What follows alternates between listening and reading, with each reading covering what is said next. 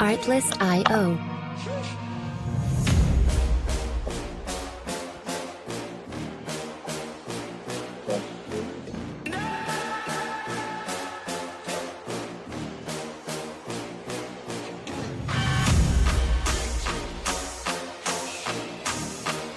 Music licensing reimagined.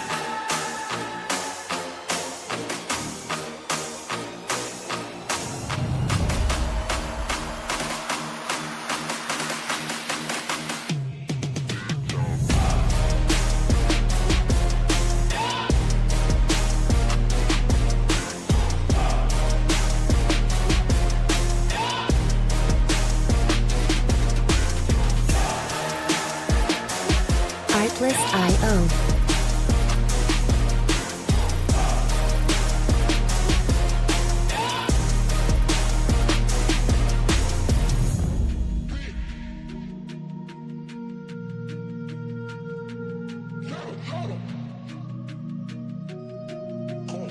Music licensing reimagined.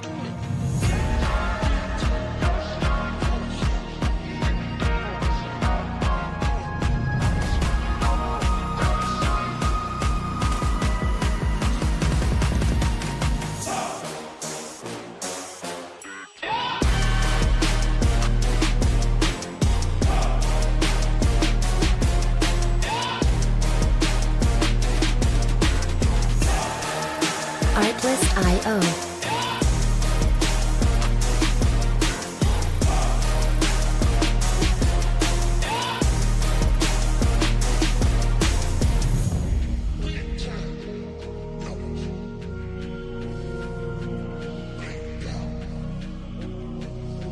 Music licensing reimagined.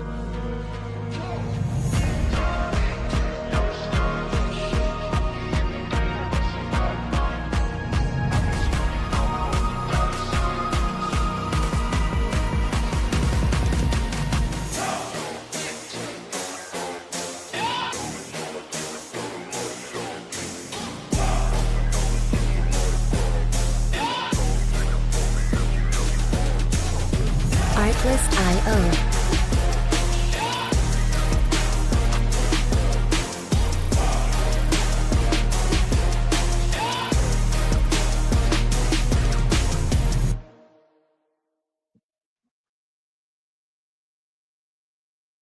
Good evening, good evening, good evening.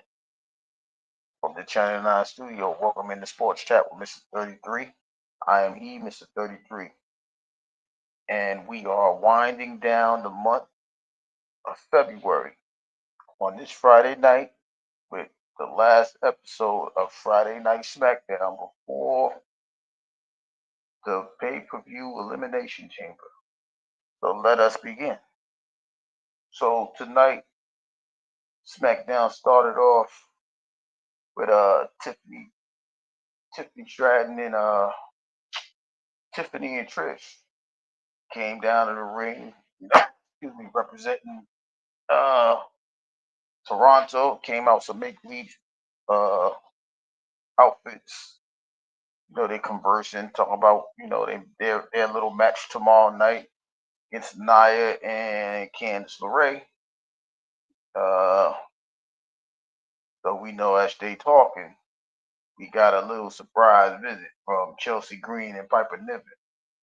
So they talking their smack, and Trish is like, Tiffany's like, all right, so this is what we could do about that. We can go one on one, and that match was made. So as that match goes on, they start the match. Excuse me, Chelsea Green and Tiffany going at it. They're going back and forth, back and forth. Uh, as Tiffany get ready to take control of the match, Nia and Candice LeRae come out, interfere, jump on them, do what they do. Uh, and the match was ruled no contest. Tiffany and Trish, they still battling with these people. So that match is ruled a no contest. Now, a side note, as we come into SmackDown, there was a U.S. Champion tournament tonight to keep SmackDown very interested. So the participants were Solo. They're supposed to be Solo, Andrade, uh, Carmelo Hayes, Braun, LA Knight, Sandoval Escobar, and I'm missing a person. I'm missing a couple of people. Did I say LA Knight already? And LA Knight, right? So they started the tournament with uh, Jacob. Well, Solo passed the torch, just Jacob. Realist, what's going on with you? So Solo told Jacob, yo, we need you to bring the belt back in. Whoop, whoop, holler back at. And, Solo said, I say, let's. So Andrade fights Jacob. That's the second match. That's the second match of the night. I mean, this was we knew what the results would be, and it was pretty cut and dry. I mean, Andrade had a moment or two, but this was all about Jacob. Jacob do what he do best. Gets him with the moonsault, like very, very close to the end of the match, and so Jacob gets the 3 count, and Jacob advances in the first match uh, in this U.S. Title tournament. So now as we go on to the next match, meanwhile, they talking about the Street Profits and all of this. They gonna have matches and all of this other stuff, and then they talking about you know, the, the Elimination Chamber. So after all of the talking and leading on to the Chamber match, the second of the tournament was LA Knight versus Santo Escobar. Uh, pretty decent match. Go back and forth, headlocks and lockups and all of that. Santos give the momentum, and then all of a sudden, that one slipper for Santos leads LA Knight to the BFP in the in the air, and catches him with that move, and then LA Knight gets the 3 count, and LA Knight advances as well to the triple threat match that ends the night for the rights to face him for the U.S. belt, number one contender. Uh, some more talking. Everybody's talking still. We already understand this is the build up to the chamber match tomorrow night. So the third match is Carmelo Hayes versus Braun Strowman. Uh, so Braun is pretty much getting his way. He's having his way with him. Then all of a sudden, we see as Braun is continuing his momentum, Tama Tonga comes in and jumps on the on the ring inside, and as he's distracting the referee, Solo gets the chair and smashes Braun with it. So Braun looks at him like he looks stupid.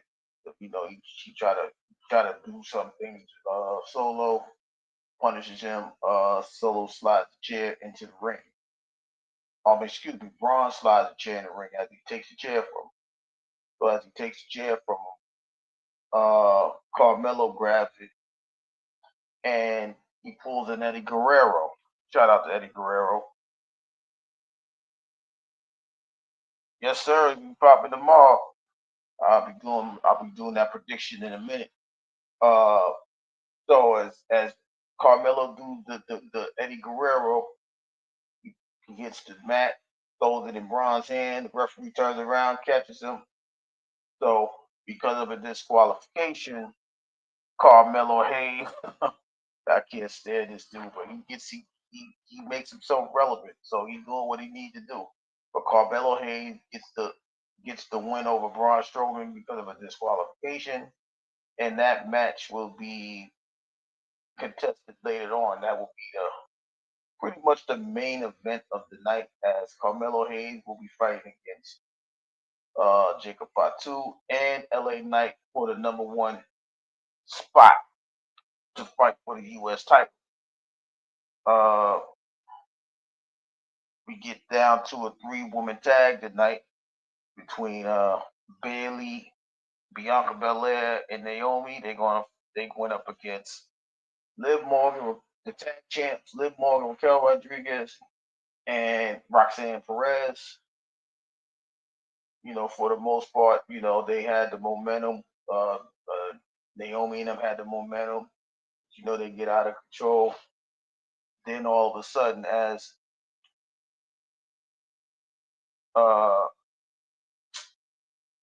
Naomi takes momentum against Raquel, Roxanne puts herself in the mix. She tags herself in, slaps on the back. Roxanne gets a little. She hits her with the pop rock finish. Pretty little cute move. She gets the pin. So Roxanne Perez, Liv Morgan, and Raquel Rodriguez, they defeat Naomi, Bayley, and Bianca. But right after that match, we see Alexa Bliss. She hits her with Sister Abigail. After the match, and they make a little gesture for the Wyatt Six real quick. So that's those three matches. I mean, that's the three-person tag. And before the main event match, everybody comes out. Drew McIntyre comes out. He's talking about he's going to advance to the elimination match. I mean, he's gonna come out the elimination match as a winner.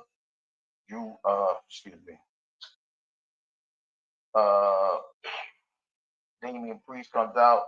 It's like, yo, stop whining. That's all you do. That's that and third. Seth Rollins comes out like, all right, but I'm gonna punish both of y'all. Ain't no disrespect to you, Priest. We do pretty good at the match, but we know that Drew is, he's gonna be irrelevant. Then CM Punk comes out. CM Punk telling everybody like it's two to three of y'all is worried about me too much, and Damian, you just gonna be casualty of war type situation. So then we hear John Cena music, and look at who comes out instead of John Cena. It's Logan Paul. So Logan Paul's like, yo, all y'all do is trash. I'm gonna win the elimination chamber. He talks about each and every one of the people. He talks about how he says Seth is wearing his like drapes or something to that extent. Drew is gonna be crying. CM Punk, I slapped you already. And Damian Priest, I'm pretty much, I'm just gonna punish you. I don't even know how you see this match, but it's 5 world champions, and then it's Logan Paul. Right, so that segment ends. Everybody's staring at each other, then staring at the WrestleMania emblem that's on the top of the stadium. And then we get to the main event tonight, which would have been Carmelo Hayes, LA Knight, and Jacob Fatu. So, all three of them, Jacob comes out, Carmelo comes out, LA Knight comes out, they start the fighting.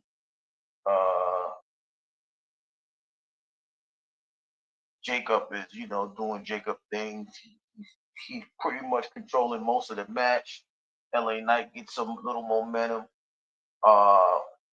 Carmelo gets a little momentum. So when we get down to the end, we see that Carmelo is pinning LA Knight. Jacob jumps off the top rope with one moonsault that disrupt the count. I didn't like that because the referee should have still been counting, but that's another story for another night. Um, so as he lands the first one, we see LA Knight, he rolls out the ring.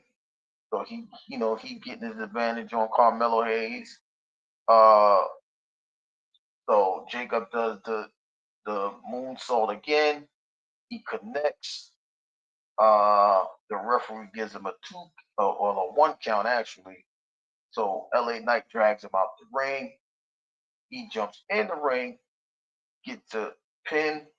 The referee counts three, and now LA Knight wins that match. And now we are heading towards a LA Knight Shinsuke Nakamura fight, which I don't know when that is going to be uh, occurring, but we know that LA Knight is now the number one contender. But that was a pretty good match. Like I said, it's one thing to watch Carmelo Hayes. He has some pretty good moves, but we understand why he's going to be like forever in the mid. Well, not forever in the mid cards, but we know why his momentum in the mid card is going to be where it's at this present time. He held himself to a standard.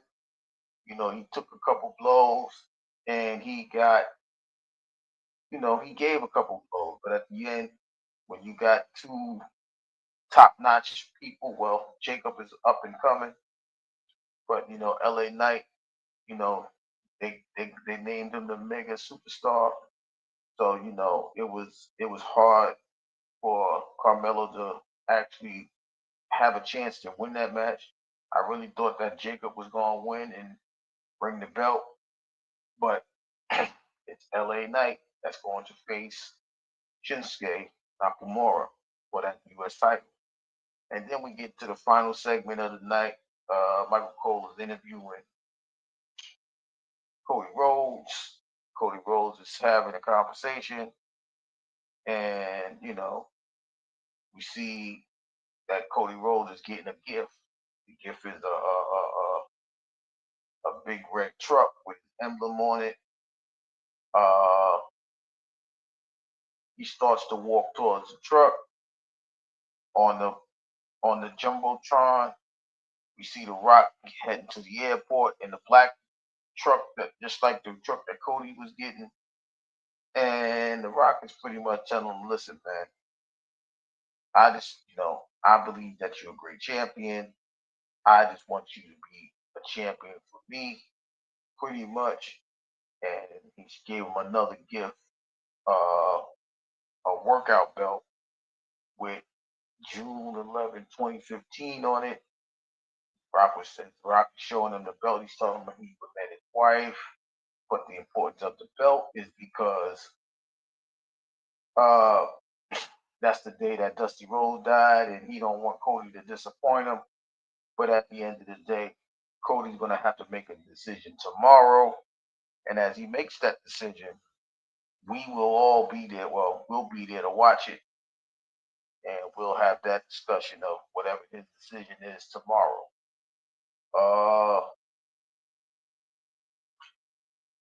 So that ended the SmackDown for the night. But now we can go ahead and have the conversation about the totality of the Elimination Chamber. We know that Candice LeRae and Nia Jax will be facing Tiffany and Trish. Tiffany Stratton and Trish Stratus. Don't try to say that fast. That'll be super crazy. And we understand that this is a homecoming for Trish Stratus, as she's a local in Canada. I believe that they will make her look very well, especially against Candice LeRae. She'll get a few blows in with Nia, but I am predicting that Tiffany Trish will win that match. and they will have to figure out what they're gonna do with Nia and Candice LeRae after this situation. What up, though? Shout out to the word, my 33 brother. What up, Nia? Uh, so I'm predicting that TNT. I'm gonna just say TNT because I'm not Tiffany and Trish is gonna win that match. Uh, then we have the unsanctioned match between Kevin Owens and Sami Zayn. That I think that match will be about, I'm gonna say, about an hour, maybe 45 minutes as they come through. Uh, we don't know how hurt Sammy is coming out tomorrow night. He's been walking around, he's been moving, but we don't know the full extent of the injury of the spike power driver. So we will have to see how he's moving around. But I'm still going to go with. I'm going to go with. I'm gonna go with Kevin Owens. I'm gonna go with Kevin Owens because there has to be some type of momentum for Kevin Owens. The I still think he's going to WrestleMania to have a fight. Uh, but I believe somewhere down this road, I believe Randy Orton is going to make an appearance, and that'll lead to a Randy Orton Kevin Owens match at WrestleMania. So I would not be surprised if he comes through tomorrow night.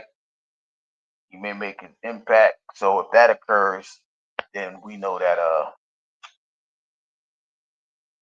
there's a possibility that Sammy may win. He may catch him with a undercover RKO and allow Sammy to win. But I'm predicting that he'll probably come after the match.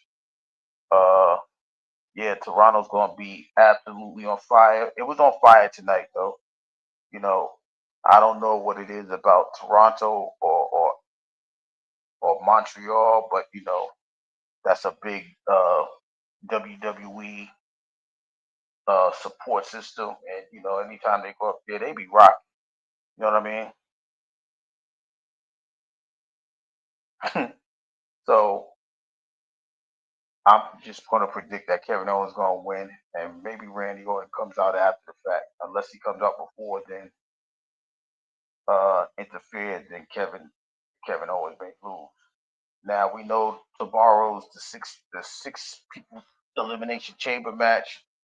Roxanne Perez, Bailey, Bianca Belair, Naomi, Liv, and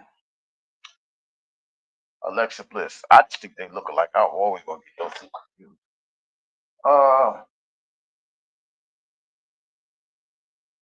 I don't know who's gonna start that match. I don't even know who's gonna start it. Who's gonna who's coming out. The orders. I don't know none of that type of situation.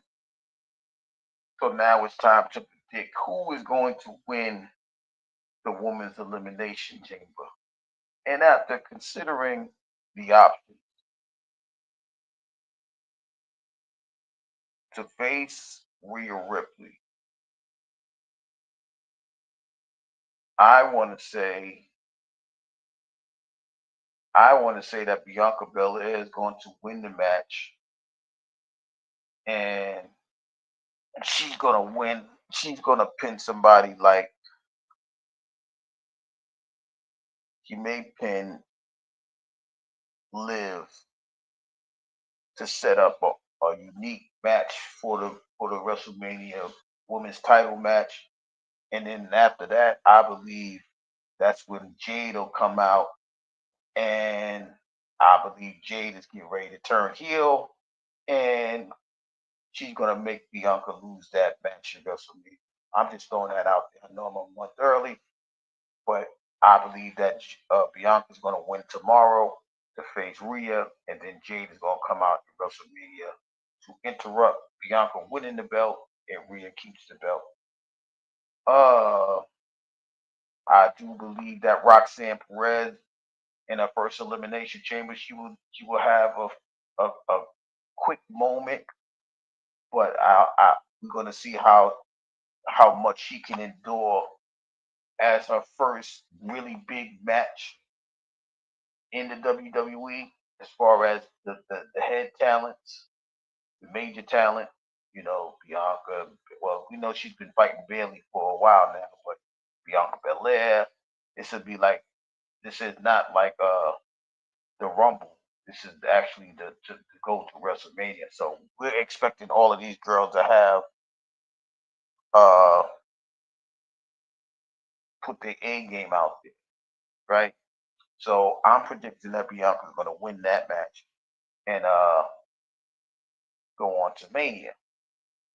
Now for the men, we got once again we got CM Punk, we got John Cena, we got Seth Rollins, Drew McIntyre, Damian Priest, and Logan Paul. So I don't. I can. Well, y'all gonna be shocked with this pick. Y'all might think I'm crazy, but this is who I'm going to go with. I see CM Punk and Seth Rollins destroying themselves. Matter of fact, CM Punk, Seth Rollins, and Drew McIntyre are going to destroy themselves. They're going to sit there and get in the way of themselves. And I believe that Damian Priest is going to capitalize and he's going to shock everybody and main event WrestleMania against Cody Rhodes. So my prediction is CM Punk, Damian Priest is going to win the match. Now I'm sorry if I don't take Logan Paul seriously. He keep talking about people part timing, but I just can't take him seriously to even have a main event moment against Cody Rhodes.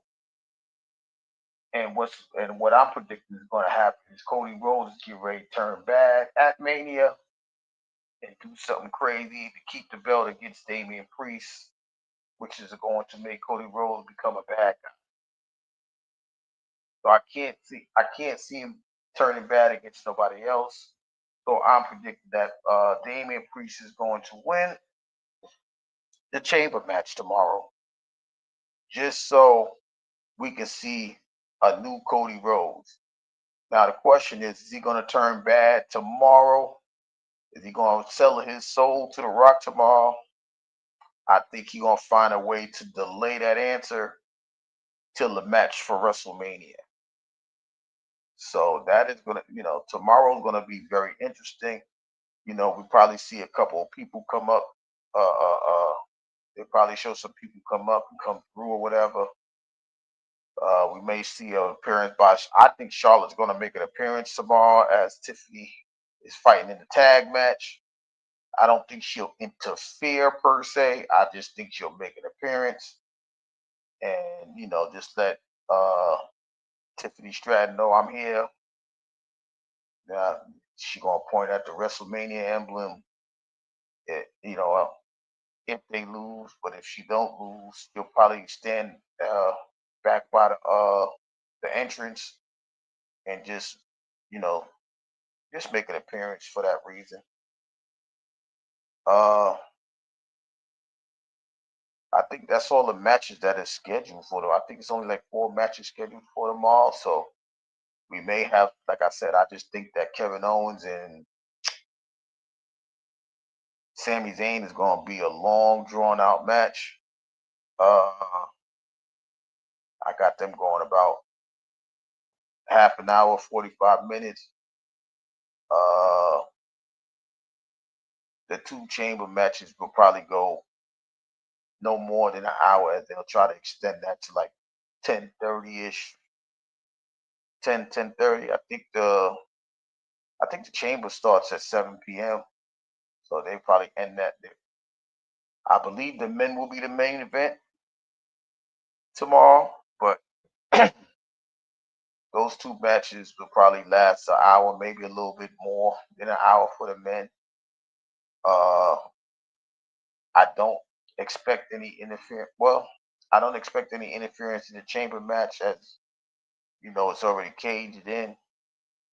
As far as the women, I don't expect none either. But I just, like I said, Commander, what up, Nine? I just predicting that those matches might stretch out. I know the fellas are gonna do great, because they're gonna be bouncing each other off of the cage, things like that. I'm very interested to see how the women handle the cage match. I mean, I know that Bailey and Bianca and Naomi, they've been through these matches, as well as Liv and Alexa Bliss. But I'm very interested to see how Roxanne handles that.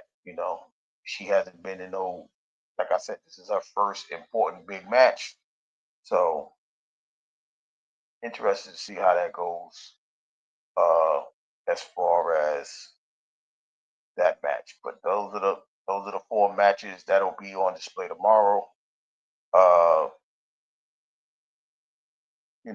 and should be a night full of fun.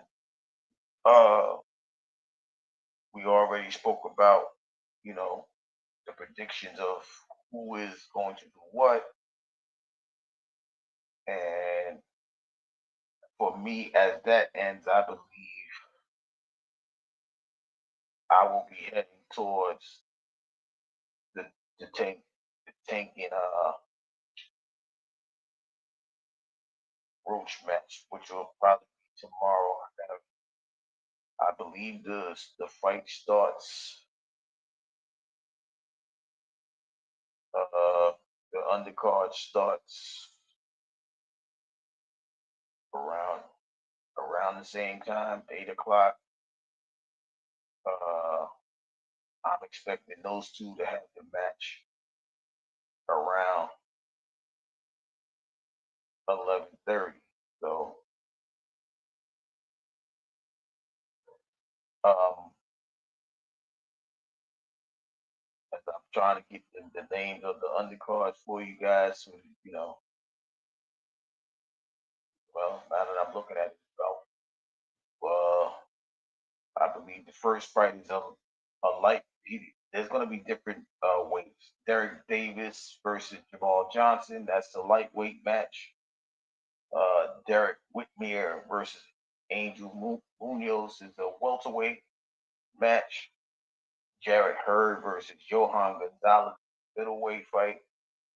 Yoenis Telez versus Julian Williams. That's the super welterweight fight. Alberto Coelho versus Sandor Martin. That's the super lightweight. That's the title match.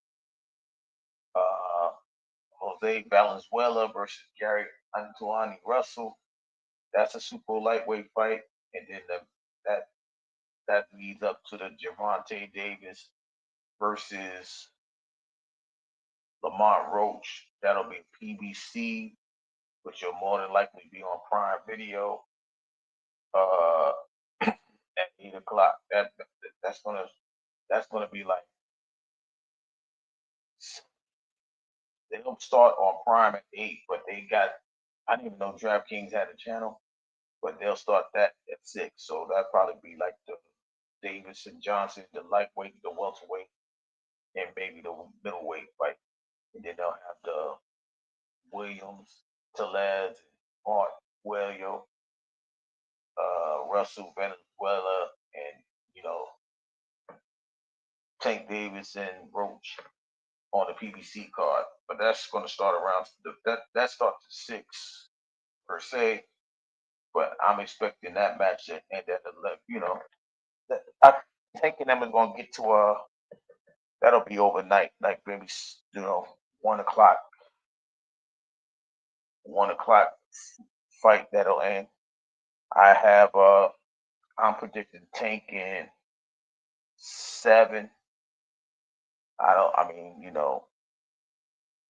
I think Roach will have maybe a round or two before the 7th round, but I don't really see it going further than 7, and then that'll be it for that. So that's that's what tomorrow is looking like per se for a day in sports. Of course, they'll have basketball games and things like that. But as always, we'll be looking at the PLE, the pay per view events, and so Saturday, like I said, we'll be on. I would love to come on after the fight, but that'll be that'll be around 12:30, 1 o'clock, and we'll have those conversations. Excuse me, Monday night about the fight and about the pay per view for the Elimination Chamber after the Monday night after Chamber on and the Netflix Raw night Monday. So it's just it's going to be a unique situation. Uh, what else is happening in the world of sports?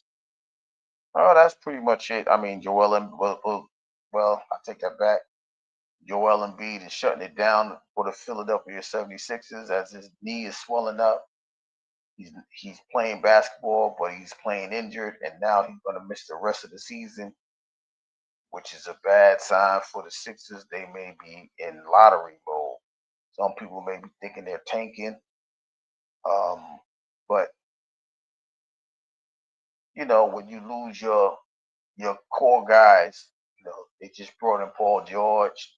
He's not producing the way that he not saying should, because when you play in the NBA, the wear and tear of 82 games, and the amount of seasons I think he got over 10 years, and he's always been injury prone. So when you got your two, your three guys that's hurt, you can't expect great production. I just feel bad for the young talent Tyrese Maxey as as he's going through this season by himself, and it's just it's just a bad sign for Philly. Uh, as they losing key players. What up, though? Stoic, how you feeling? Welcome into Sports Chat with Mr. 33. The voice sounds familiar. I know, Stoic, but welcome in. What up, though? What up, though? Man, I fell asleep again. I'm getting old, bro. Put the kids knocked up. I missed the whole Yeah. last hour of SmackDown. Well, pretty much what happened on SmackDown, or that last hour was really about Jacob Fatu and the triple threat match. Jacob Fatu, Carmelo Hayes, and LA Knight. Carmelo Hayes, he pulled a Eddie Guerrero and slapped the chair on the floor and then fell out and threw the chair to Braun. That's how Braun got eliminated. So it was those three. Yeah, he pulled the Eddie Guerrero. Shout out to the Eddie Guerrero, rest in peace. And then Jacob pretty much dominated the match. And after he hits the moonsault, LA Knight pulls Jacob out the ring, jumps on Carmelo, gets the three count, and now he's the number one contender for the US belt. I knew So that shit was that was gonna happen, bro. yeah, they like I said, they're gonna drag that until after Mania's because everything will probably be settled by then. Uh, but we know the six participants in the men and the six participants for the ladies. How do you see that coming out? Bond, how you feeling? What's going on with you? Stoic and Bond, what up, brothers? Appreciate y'all coming through, man. Appreciate y'all. Yeah, this another place where we just this another environment where we talk about sports, bro. I mean, we talk about anything, but we mainly talk about sports over here. So this is like our little man cave, bro. Yeah, But Commander it's a be over man here cave. chilling with us. So this the nine The man cave. cave plus commander. So Yeah, we call it everybody the nine welcome. cave. Everybody welcome, bro. Everybody welcome. Yeah, man. I was watching. I seen right before you came on. I seen some clips on And I was like, I knew they was gonna do that, man. WWE, bro, the way they writing shit, bro, they could do a better job. They could have Jacob, bro. They should just give Jacob, let him dominate that until he ready for the main belt. But do you think this is going to lead to a Jacob and Solo match at Mania? It's no, not at Mania. That'd be too soon, I think. Well, I mean, but uh they gonna keep controversy in between them because Solo will be like, damn, I gave you my shot and you fucked it up. I just think that think Jacob is going to have a rage moment. Like, look, man, you ain't even been here. We was doing fine. We had the momentum. Now you come back. Uh, Now we ain't got nothing going on. Y'all leave the WWE alone, y'all. What do y'all watch? Alexa Bliss AEW? for my house. You Man, said Alexa Bliss. I I I get disappointed. Like I like the WWE. I started watching again, last year. Well, it's been about a year now. I like it. It's just the storytelling, bro. It's like they hold the people they should be highlighting on in the undercard, and that shit whack, bro. Like Jacob is a bona fide star, bro. The crowd be going crazy when Jacob, and he a bad guy, bro. He a bad guy, and they be going nuts when Jacob come out, bro. Like man, y'all better ride that wave. But it just goes to show you how much they not even paying attention because this is like a Jey Uso thing all over again, right? You can't Yeah. you can't get these people hype about a thing and then leave them like at mid card status. So Jacob has to elevate. I think that they're gonna move Jacob to Raw Bro. after Mania, Mm. and he's gonna have that match with Braun Breaker. I think that's how that's gonna go out. Uh, we don't know what's going on with Roman. I I can't think his say. cancer It's came gonna back. be odd. It's the first time he ain't fought in WrestleMania in about 5 years, 6 years since he had that leukemia situation. So Yeah. it's going to be very awkward to have a WrestleMania without him. But we're looking like that's where we're headed, unless they do a triple threat match between him, Punk, and Seth Rollins. To get him up there. So I don't really know how that goes. Uh, but yeah, that's the thing, right? I don't like the writing for Raw, to be honest with you, because Raw is just so plain, right? Like like right now they trying to push Ludwig Kaiser, so they trying to give him a push now, but where is he going? You know what I mean? Gunther got the match with Jay for Mania, but other than that, what are we really talking about? The War Raiders, is that their name still? The War Raiders? They ain't fought. They Yeah. ain't had a title match in like forever. Uh, their champions ain't really doing nothing. Two Besides, I weeks. think the only actor is Lyra Valkyria for the They women. had a they had a title match not last week, but not last Monday, but the Monday before that. They had a title match. I don't even remember. That's how quiet they've been. That's what I'm Yeah, that's saying. when whatchamacallit took JD spot, remember? Oh yeah, yeah, yeah, yeah, yeah. What's this boy name? Finn Balor. Mm-hmm. And even with that, he's sitting there playing with the Judgment Day. Like, well, I guess Liv is back in charge now because she got the belt, the tag belt, and things like that. So, uh, but I think after Chamber, I think it's going to be a different direction. That's why it's always exciting when the pay-per-views occur because you don't know what to expect. I mean, like for the big belts, you already know who's going. Like you already know Gunther, Jay, uh, Tiffany and Charlotte, their match is secure.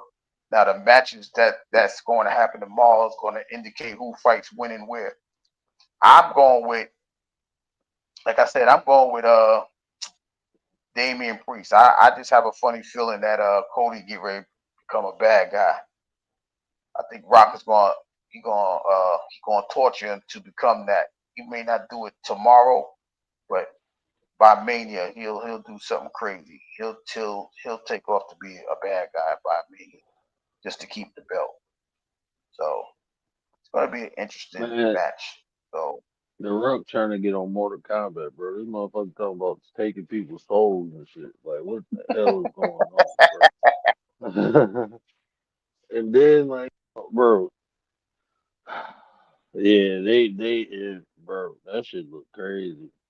This motherfucker talking about this is the day your daddy died. I would be like, motherfucker, I would have start fucking that truck up. Like, fuck you think you is, bro? yeah, I'd have poked the flats in all four of the tires. Ain't my truck. I ain't got no title to that thing. But it's like I said, his quietness is what allows me to believe that he's going to become the bad guy. You know what I mean? Because he's too quiet and everybody's trying to talk him not to do it. So, I'll go with the opposite of what I see, especially when it comes to, you know, this situation. Because it's like, all right, everybody telling him not to do it, he gonna do it. I don't know who he's afraid of, but he's going to do whatever he can to keep his belt, which I like which how is a funny saying, thing. I like how CM Punk put it. If I was you, I'd take the offer, turn that son bitch sideways, shine it up, and stick it straight up in candy. Oh man, CM Punk classic, bro. Because I think The Rock is going to play a role in whoever wins that match. And like I said, he's going to come out and secure the win for Cody Rhodes. So I don't know who he's going to use to do it. Will this be the time that we get some of uh those Islanders to come out? Hikuleo or not Hikuleo. I keep saying Hikuleo. Zilla Fatu or one of them to come out to give Cody to secure the win or whatever. I don't know. But I just think it's just time for Cody to become a bad guy because he's not even fighting enough to be the good guy. You know what I mean? Like every other good champion, whether it was Roman Reigns, not Roman, like John Cena, one of those, they would be fighting a little bit more than like what they're doing now. So But you gotta admit, when he that's what first I got feel the about. belt for the first couple months, he was fighting like a motherfucker,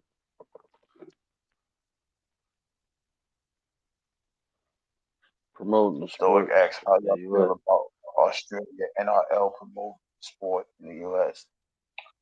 Uh, I'm not familiar with the NRL, but It's anytime the that you National can, Rugby League. Is that the National Rugby yeah, League? anytime. Well, rugby is actually becoming a major sport up here. Like they don't have a professional like a professional league, but I think because the Olympics has made it a sports value, I think that you know it'll be an interesting concept. I don't know like how they would play it. Maybe they'll play it in the springtime, maybe, and that'll probably go up against like the USFL. But I think rugby can do it, especially now that they're talking about taking what's that the tuck what you call that play, the tuck push. They're gonna take that away. Man, bro, Rugby is known for that. I, I'm gonna be honest with you, bro. Here in America, we like CTE, bro. We need helmets and hitting hard, bro. We like knocking people out. I don't know. No, but they hit hard. That rugby hits hard too. Like they be trying to run downfield, you Man, cross body the dude. That shit look crazy, They, bro. I tried to watch that one day, and I'm looking like, man, this shit look crazy, bro. That shit look crazy. That shit look like football. We got the pads and shit. Like when they had them yeah, leather helmets and shit, bro. like for the inner city kids, it looks like you know how we used to play like kill a man with the ball or catch one. You know what I mean? Like whoever got the Leapfrog, ball, we pick gotta 'em up, go up, mess like, 'em up. chase them down and tackle 'em. Mm-hmm. That's how it Like look. that in the middle of the streets and stuff like that. If, unless you got like a lot of grass or something like that, you know, it's one of those type of scenarios.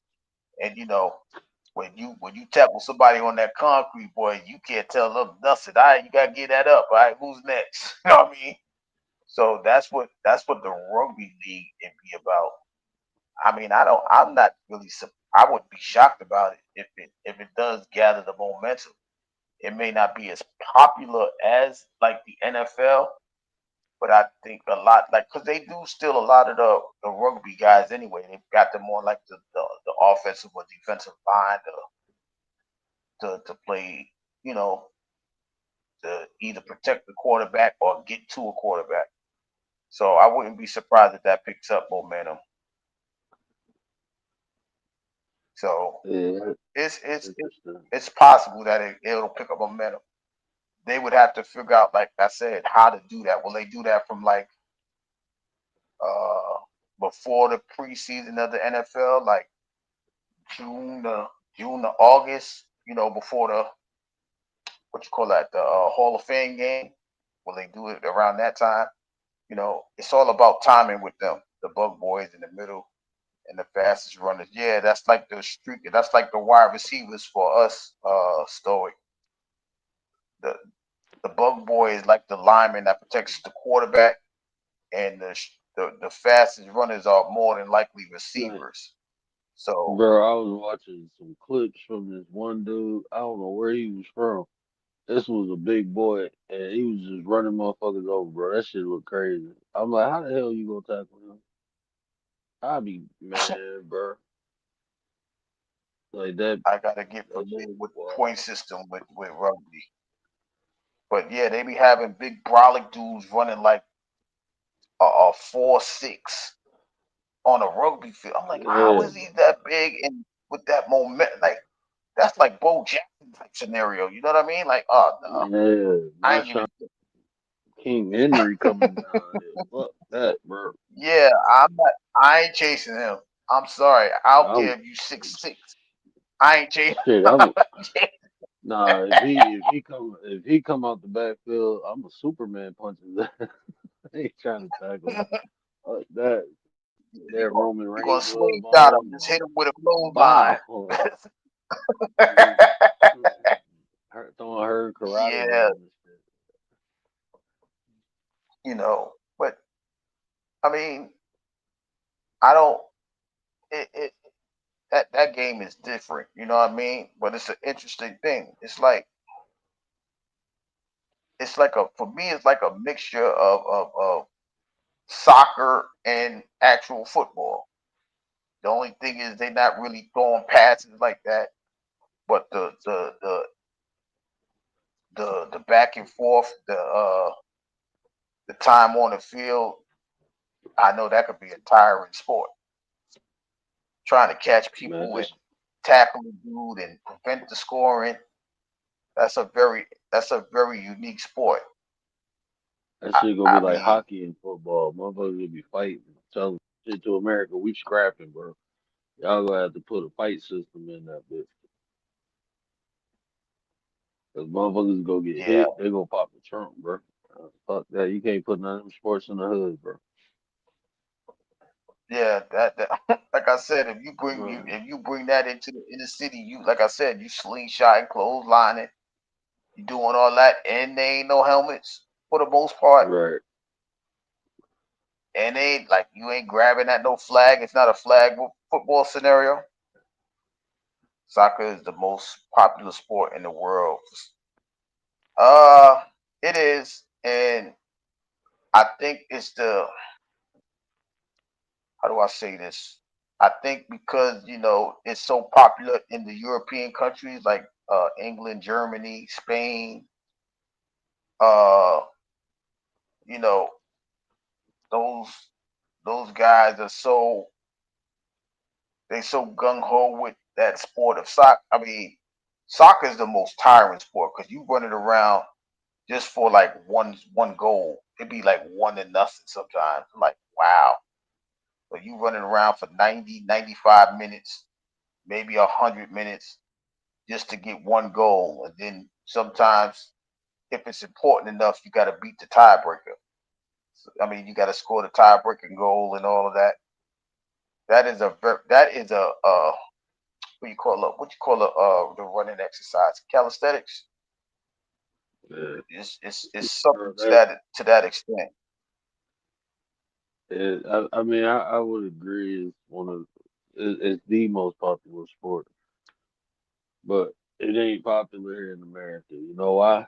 Ain't no fucking contact, bro. We like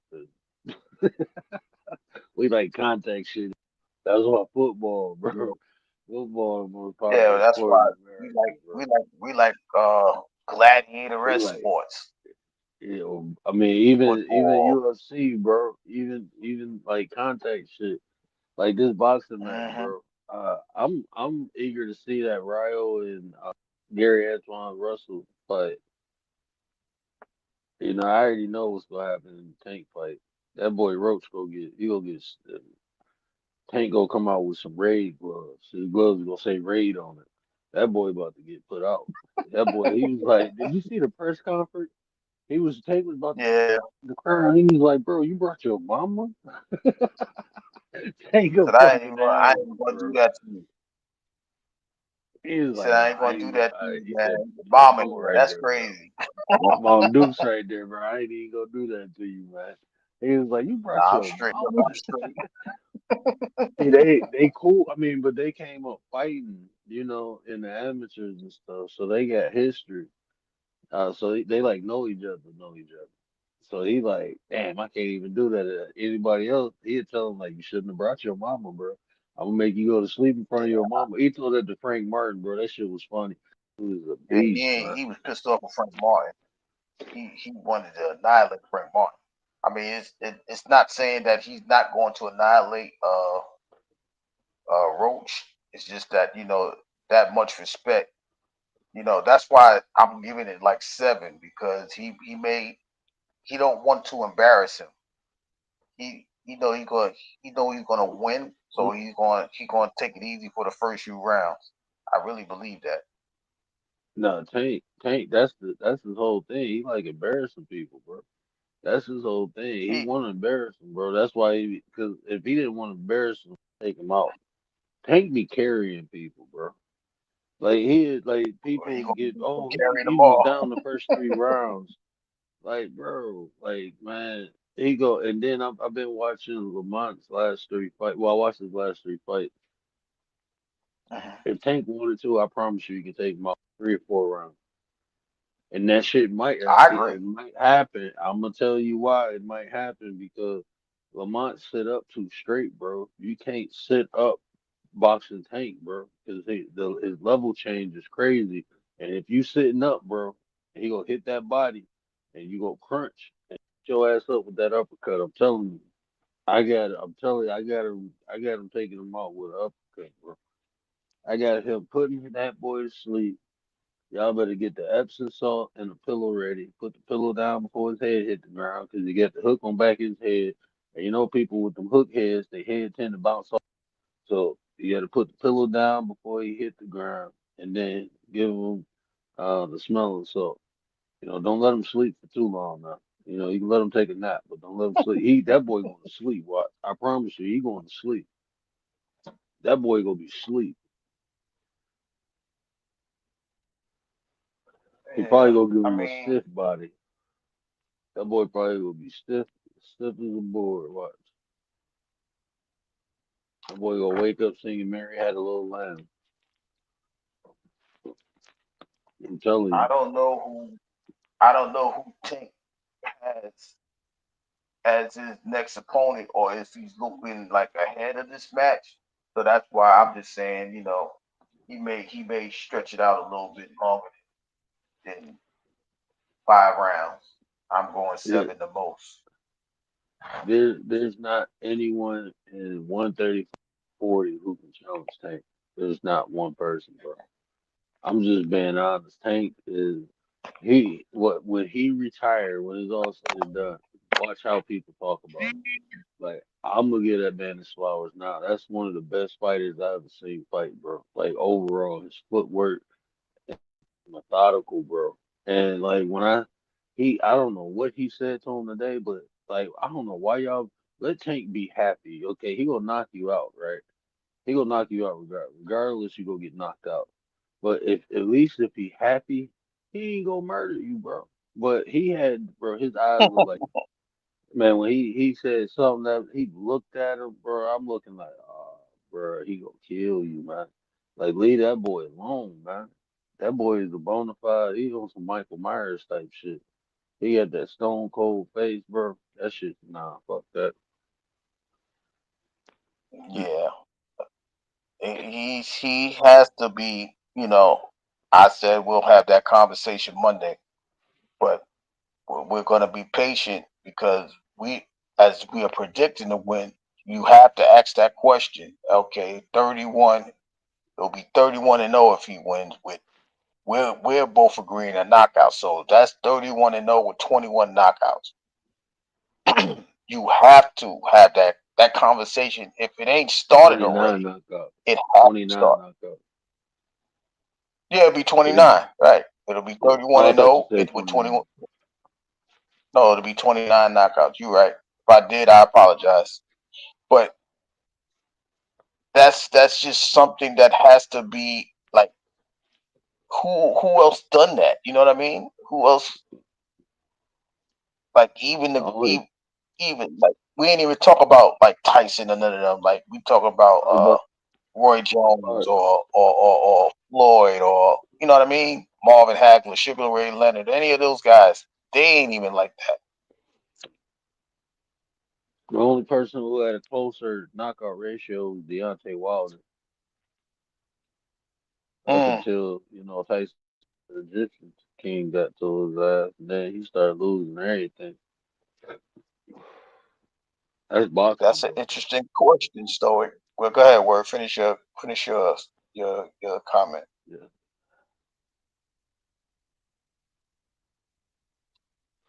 Uh, I think like anything, it can be beneficial. It can help or harm, but as it is today, I mean, it changed people's lives, bro. As far as the players, but I think control. I think it's kind of wild now, motherfucker.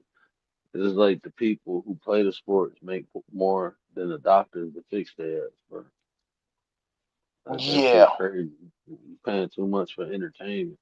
I understand they putting their body and life on the line or whatever. Like, god damn, bro.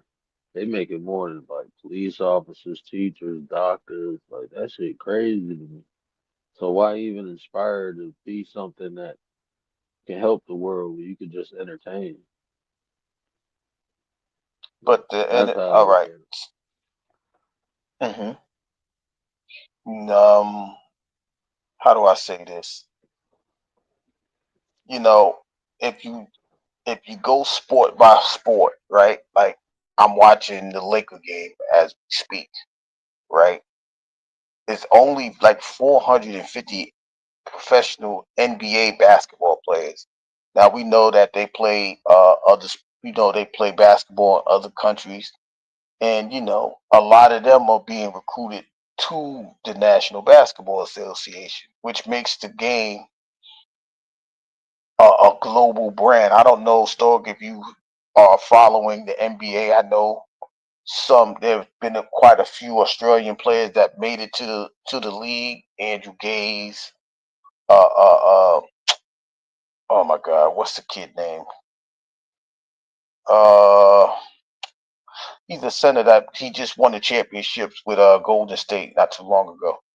But you know, there's quite a few people that come and it makes the game global. Like get like Luka Doncic and uh Nikola Jokic. Is a lot of Europeans that's coming through to make that game. Yeah, Ben Simmons. Uh, it makes it global, but I don't know. Is the NBA? Is it picking up steam in Australia? I don't have the numbers per se to establish that. Uh, but I believe that no matter what sport occurs, I think it brings people, the watchers, the ones that's being entertained. It brings us together. That's one of the reasons why I started this channel, because I just thought it'll bring a group of us together to have a conversation, and even if we debate about sports, it'll be like strictly sports. It's not like you great, like you know, it won't be like a debate of intellect. It'll be a debate of sports. Like I think uh I think David Beckham was the best of all time. I like Henry. I like you know what I mean? Messi. Things like that. You can have that conversation. You got stats and all of that, and then you could leave it right there. It's nothing to insult nobody about, but it also brings everybody together, and we can have those conversations. Like I don't, like as me and Word, you see, we have spoken about different sports, and because you guys are asking the questions, we're touching on more sports. It's just the Man, fact I'm just that we can have these conversations civilly, that I know that more people will be drawn to this. I don't know if you guys like baseball and stuff like that. I talk about baseball and things like that. You know what I mean? So I just think that the sports itself, it'll allow us to you know establish ourselves in entertainment purposes, and it'll bring us more together than anything, especially politics. It's the exact opposite of politics. So I think it'll bring the people that are being entertained together, which is why this channel was going to be an important asset. And I ain't gonna lie to you, bro. I wish I stuck to boxing when I was younger, 'cause I like whooping people ass, and all the money they making, bro. Damn, I missed out, bro. I ain't gonna lie to you, man. I wish I was stuck with it. I went into kickboxing, and I went into Muay Thai. UFC don't pay like boxing, bro. That's why you got the UFC people coming over here getting knocked out and shit. Biggest payday they ever got, getting knocked out.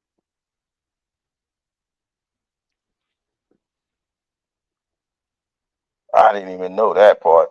Shout out to Commander and the mantra of the 9%. Stoic, I didn't know the NBA was bigger than the actual Australian league. I never like even entertained that thought, you know? Like I know, for example, it picked up a lot of momentum in China because of Yao Ming and things like that. You know, Mm. in the Russian countries, Arvida Sabonis and Lottie Divac and all of those guys. But I did not know that, the Andrew Gaze and the Ben Simmons and a couple other guys that came from Australia. Man, Uh, my I my did not know they made you guys more attentive to the NBA. And my favorite over my here favorite it's a female different aspect. What you say? my favorite female basketball player from Australia, Liz Cambridge. I think she an I didn't OnlyFans even. model now. But Liz used to be balling, bro. Yeah, she was. Yeah, but I just think for the women, I just think that they felt they wasn't getting as much recognition as the men, obviously because they don't do a lot of the things that the men do. but it's interesting. I wonder if she's had to, has she reconsidered, you know what I mean? Like over the past couple years, with the sport picking up, you got Caitlin Clark picking it up, and they just, like I said, they still got unrivaled games to where they play 3-on-3 and now 1-on-1 at the same time. I just think, the momentum of the sport is definitely understandable why uh that'll pick up. What's the other woman name? Stoic, is Lauren Jackson Australian? Was she Australian or was she just from America? I think Lauren Jackson was from Australia, and she was another one that paved the way for the Australian women. NBA is more entertaining. Oh,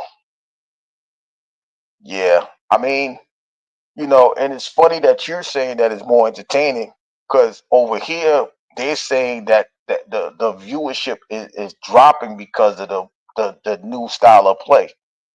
So I don't know how long you guys have been watching the NBA, but like I was watching the Cavaliers Celtic game. I think those dudes shot about 75 3-pointers the whole game. And it doesn't, I mean, it's a skill to shoot jump shots, but I think it's for me, I'm from the old school. It's more entertaining when you like get dunked on or you block the dunk or something to that extent. And it's not really a lot of good defense being played, but you know, as a, I feel like I'm a loyalist to the sport, so I watch it, because I've been watching it so long. You ever had something that you would watch for a long period of time because you've been following it forever?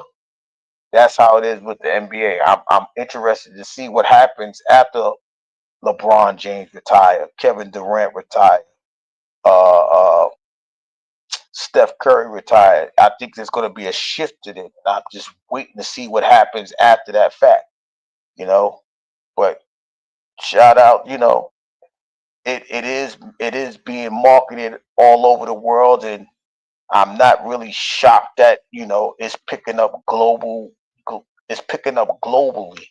But it's a hard it's a hard thing to get into, right? Like I said, it's what was it? It was like 60 people get drafted to the NBA. You might get another 25 undrafted free agents, but you got thousand and thousands of kids that try to get there. In college basketball, now overseas, I I don't know how many people make rosters or things like that, but I know they get a few from overseas. So it's always interesting to see who they get. And I think that concept that, like, over here we're talking about the USA team versus the internationals. I think once they do pick that up, you'll see a lot more international players, Australian and Russian and Greek, uh, Spain, things like that. It's going to pick up in a way that's going to allow everybody to pick up. And as they talk about the face of the NBA afterwards, you'll see somebody like a Luka Doncic or one of those. I know people want the face to be an American, but the international stars are coming and they're making their mark. So they're going to have to make an international star the face of the NBA sooner rather than later. Ain't gonna lie to you, bro. Basketball is trash, It's trash. Bro, everybody's just shooting the ball. Ain't nobody got handles no more. Like even Luka Doncic, they be like, "Oh, he crossed. He ain't crossed him over, bro. He did a grandpa stutter step and shot the ball, bro. Like, that shit trash, bro. They playing more international. They need to go back old school, bro. Where the big man in the paint, bro, battling down there. Like I said, contact. We like contact in America. Goddamn, let them boys throw That's them how we boys. been. They done Yes, made it sir. soft. So the game for the international players. 'Cause, oh, we too damn rough over here. Half of the damn stars was from the hood playing pickup games, so that's why they throwing elbows and shit. And then the white boys start doing it. You got Bill Lambert. Like that joke was hype, bro. When Bill Lambert be down there, Hmm. like you got this big ass white boy slinging elbows. Yo, like you like to see that shit, man. That shit entertaining. This new style, man, they soft, bro. Yeah, that's what I'm saying. It's like it's so lack of contact. It's not a thing to really watch. Stoic asks, "Do I collect? Do we collect?" The only collected cards that I used to like collect was the baseball cards, and Bro, I got Pokemon cards. I don't collect them no more. I ain't collecting in a while, but I got a ton of Kobe Bryant rookie cards, bro. I think that's the right when LeBron James came in. The year LeBron, that's when I stopped collecting basketball cards, but I still got them all. catch them all. Yeah, I got Pokemon card, bro. Shit, go ahead and laugh. One of them bitches worth 12,000. Yep. I'm No, trying to catch all I'm them sons of laughing. bitches. No, no, no. I'm laughing Mhm. because I remember like I started watching that as my niece was like an infant. She was like Pikachu, Pikachu, Pikachu, and then I never thought that that would catch on, but it caught on like a whole wave. And then the Yeah. anime came out after that. It was like, oh my gosh, Man, I I had that couldn't even shit keep on. up with it. I had it on Game Boy, and now you got grown ass people falling in manholes because they trying to catch a Pikachu. That shit crazy.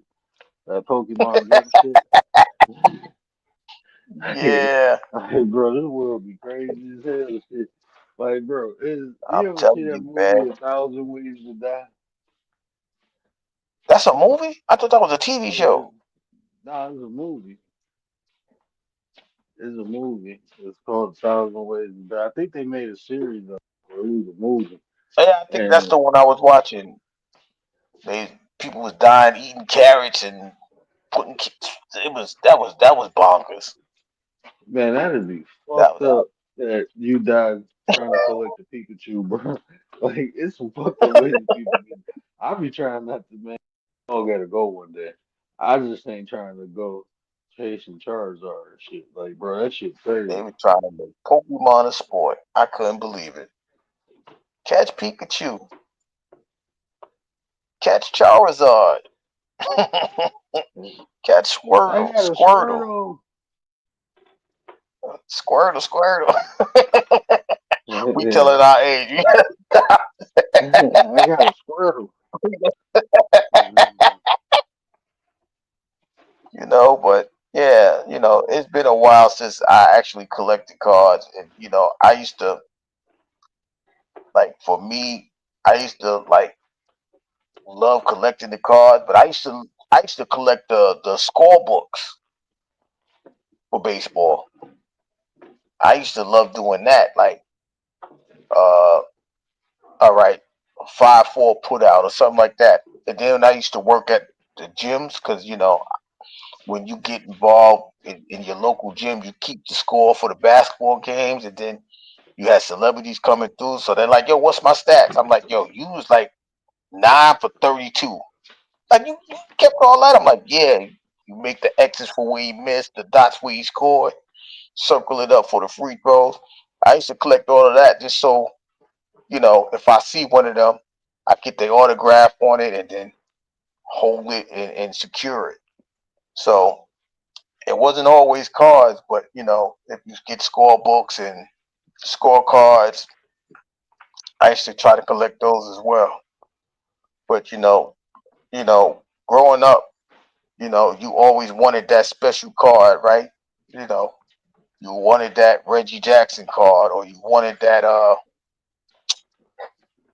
Ted Williams card, Mickey Mantle. You wanted to find one of those, and then as that sport started to like dwindle down, it wasn't really a fun thing to collect.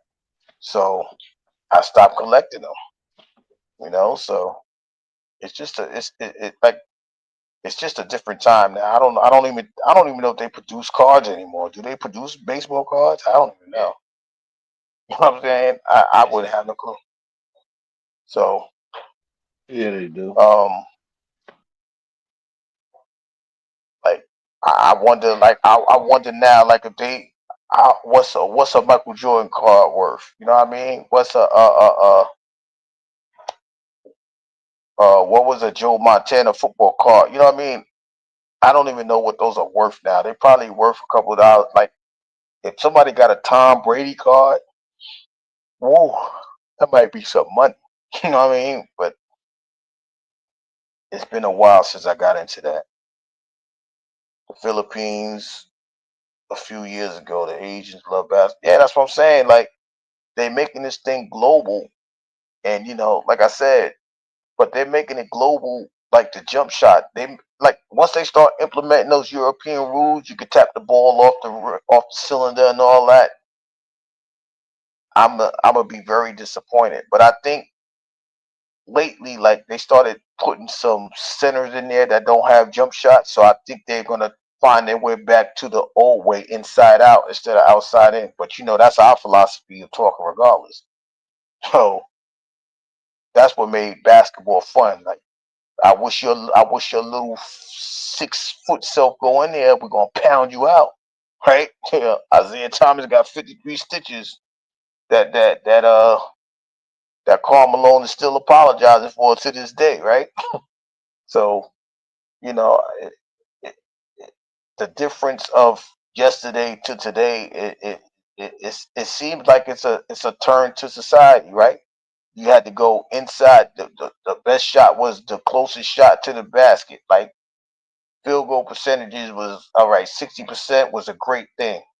Now they're worrying about a 35% 3-point range, and that's good. And I'm like, this ain't baseball, but they like the outside in aspect. But that, like I said, that's more of a look into society than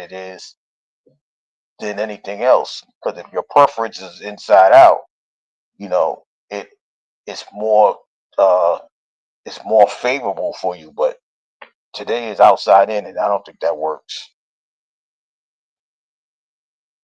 So you know, it's just a Curry. different thing.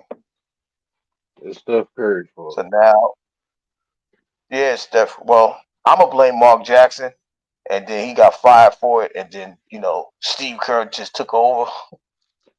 So it's like we definitely got to blame Steph Curry because he's shooting over half court, thirty Yeah, foot bro. threes. Shooting them deep ass threes and making them, bro. I mean, he done annihilated Ray Allen 3-point record, bro. That shit annihilated, bro. Yeah, they was just talking about that tonight. They like, it's so funny. James Harden is the second best three. He's in second place, and nobody even spoke about it. I'm like, nobody think about number two because it's gonna be hard to catch number one. He hmm got over 4,000 threes. You know how long you got to shoot 4,000 threes? Not no Man, that more. means you got to come you got to That's come all and jack about big 600 fucking threes thing. a season. Yeah. That's going to be a difficult thing. But Bro, they gonna in a minute they gonna put a fence in front of the rim and all you can do is shoot threes. So that's what, that's how the game. they're going to expand the 3-point lane. That's how they gonna Like that's change this just shit in a minute. yeah, that's just it's just different. Now you can play zone defense in the NBA. I I promise you, I'll be over here trying to figure out how to stop these 3-point shots. I'll be I'll be over here designing 3-2 zones, move the hmm middleman all over the place so he can be they can make somebody go to the basket. I'll be trying all type of stuff in my brain, like watching these games, like y'all tripping, you know. I see oh man. Yeah, Cleveland. Cleveland won tonight. They was down 25-3. They shot the hell out of that ball. Now they won. So I'm like, I already knew that was gonna happen. The They, sport only entertaining because of gambling? No. Well, don't even I'm gonna say gamble. no. I'm not. Yeah, I don't gamble. I think the of aspect of the competition, right? I Yeah, think that what draws most people to whatever sport it is that they're watching. Like for example, I lived in New York, so when I was growing up in New York, I could walk down the street and go watch the Giants or the Jets uh uh in Queens in the Bronx. So I would take the train to the Bronx in Queens to watch the Jets at Shea Stadium and the Giants at Yankee Stadium until they moved to New Jersey. So, but that was my first like aspect of professional football. Like I know some of the Midwest people. They got that Steeler taste, and yeah. people down south got the Cowboy taste. When you in New York, you Black and got two yellow, teams. black and So yellow. that's who got me started. The Giants and the Jets for football. The Knicks, even when they was horrible, they put them late night games on, and then your grandparents would let you watch the game in the morning. Like I taped it. That's when the V. I'm really telling my age. That's when the VCR was rocking, and you watching the games like that. You know, and then that Lawrence Taylor guy. He made New York. He made New York popping.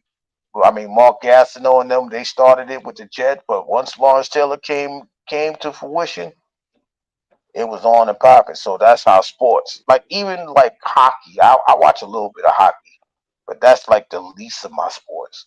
That's like my last resort.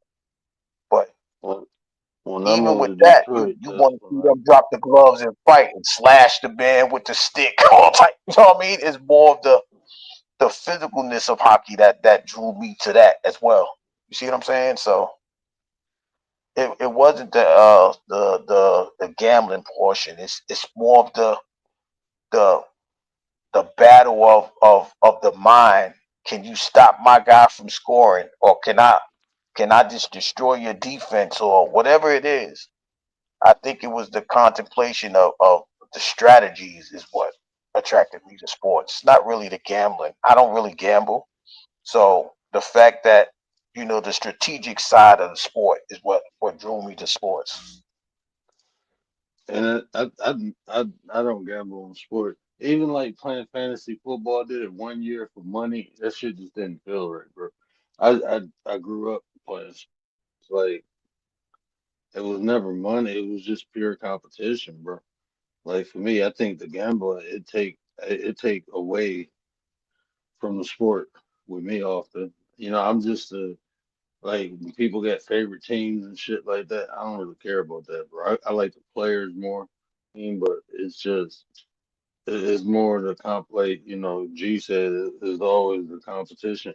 I don't even remember watching sports like professional sports. I grew up watching like my family, like my dad. My dad played college football. So I grew up watching him. And then like as I got oh, they do this on TV too. That's when I started noticing but even when I was playing sports, I never watched professional sports. Like not up until I was like 7 or 8. I think I was like 8 years old when I started watching like Michael Jordan and shit. But before that, it was Yeah. I got like that whole little small town, Aliquippa, bro. They got so many professional players that came out. Mike Ditka. Like I ain't grow up watching Mike Ditka, but I mean it was just there's a lot of players that probably should have went to the league. There's a dude named Chico Williams. That was the first people in our town, bro. Chico was fat. He was a bowling ball, bro. He was like a Marshawn Lynch, bro. He was fast as fuck, but he'd Mm. run your ass over. Bro, that boy was bad. He couldn't stay off the street. That's why he ain't make it to the league. But he a good dude. I still know him. Like a hometown hero. Then Ty, Ty was like amazing in high school, bro. Ty was the fucking man. Ty Law. And Mhm. then Darrell, bro. Darrell played basketball too. Him and what's my man named Terrell Pryor? They used to go at it in football and basketball, bro. Darrell The won state Ohio State kid. championship. Okay. Yeah, he lived up the street. Like my brother know him. Like my brother used to hang out and smoke weed with him and shit all the time. But him and Darrell used to go at it, bro. In basketball, I remember they won the state championship, and then they both like they played in the state together in the state, and then they both like 2 hours later played in um a, a season game of basketball. That shit was crazy. Stoic. So Stoic said, "How do you go live with under 1,000 subs?" Uh, for the You can go, most part, bro. as you start your channel, it's preferable that you have like a what do you call that, the main computer, like the desktop Yeah, computer. I know when I started, yeah, I used my laptop a lot, but you can do that till you get to like once you get to 50 subs, you can use your phone and yeah. stuff like that. But Nah, bro. You only need 10 subs, bro, to go live. You get 10 subs and download StreamYard, you can go live. That's all you need. It's 10 subs in StreamYard. I didn't even I didn't even know that. Yeah, you need 10 subs in Stream. You can even go vertical if you want, as long as you get StreamYard. You just need 10 subs. Mm, yeah, Yeah, so but to go that's live the off of that's the YouTube, you way. need 50. Wow, I didn't know it was that low. 10 people.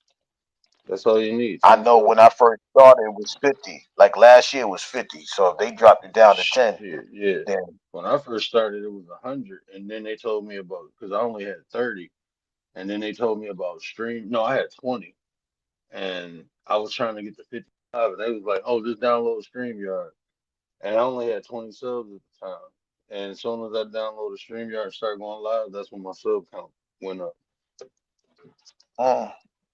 So Stoic, you may have to have a third stream app like StreamYard or Restream. I know Word going to OBS.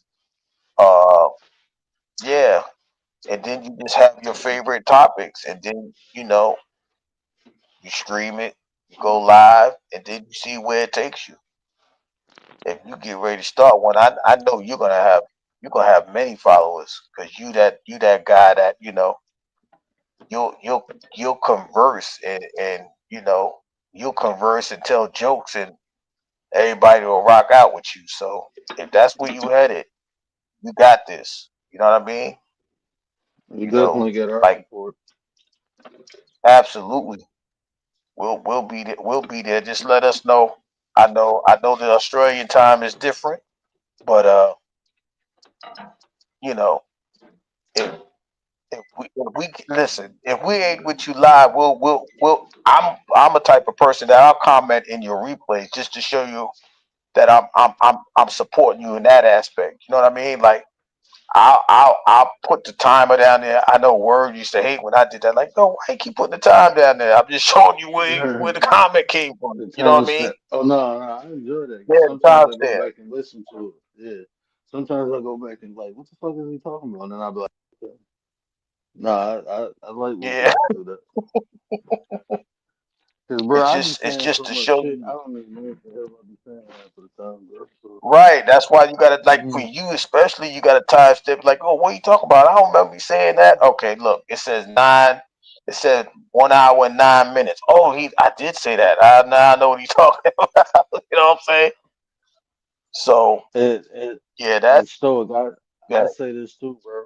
Like you say you got a lot to share. Nobody, bro. You'd be surprised, bro. You'd be surprised. Go ahead and share it. It might take a minute. It might not, bro. You might get away, but it might take a minute. Like, bro, like even when you look at my sub count, all that came from a short with a cat chasing a dog, bro. But even before that, I had my watch hours in like 2 months, man. It was just people in there rocking out with me for like 4, 5 hours a night, and we was just talking like. And I got my watch hours before I had 300 subs. I had 4,000 watch hours just with a couple people listening to me, bro.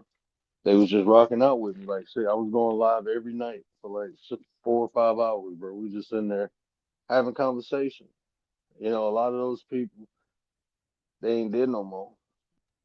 I appreciate them still for getting me where I'm at. But you'll be surprised, man. You'll be resonating with people. Some people like the intimate chats. They don't like a lot of the big chats.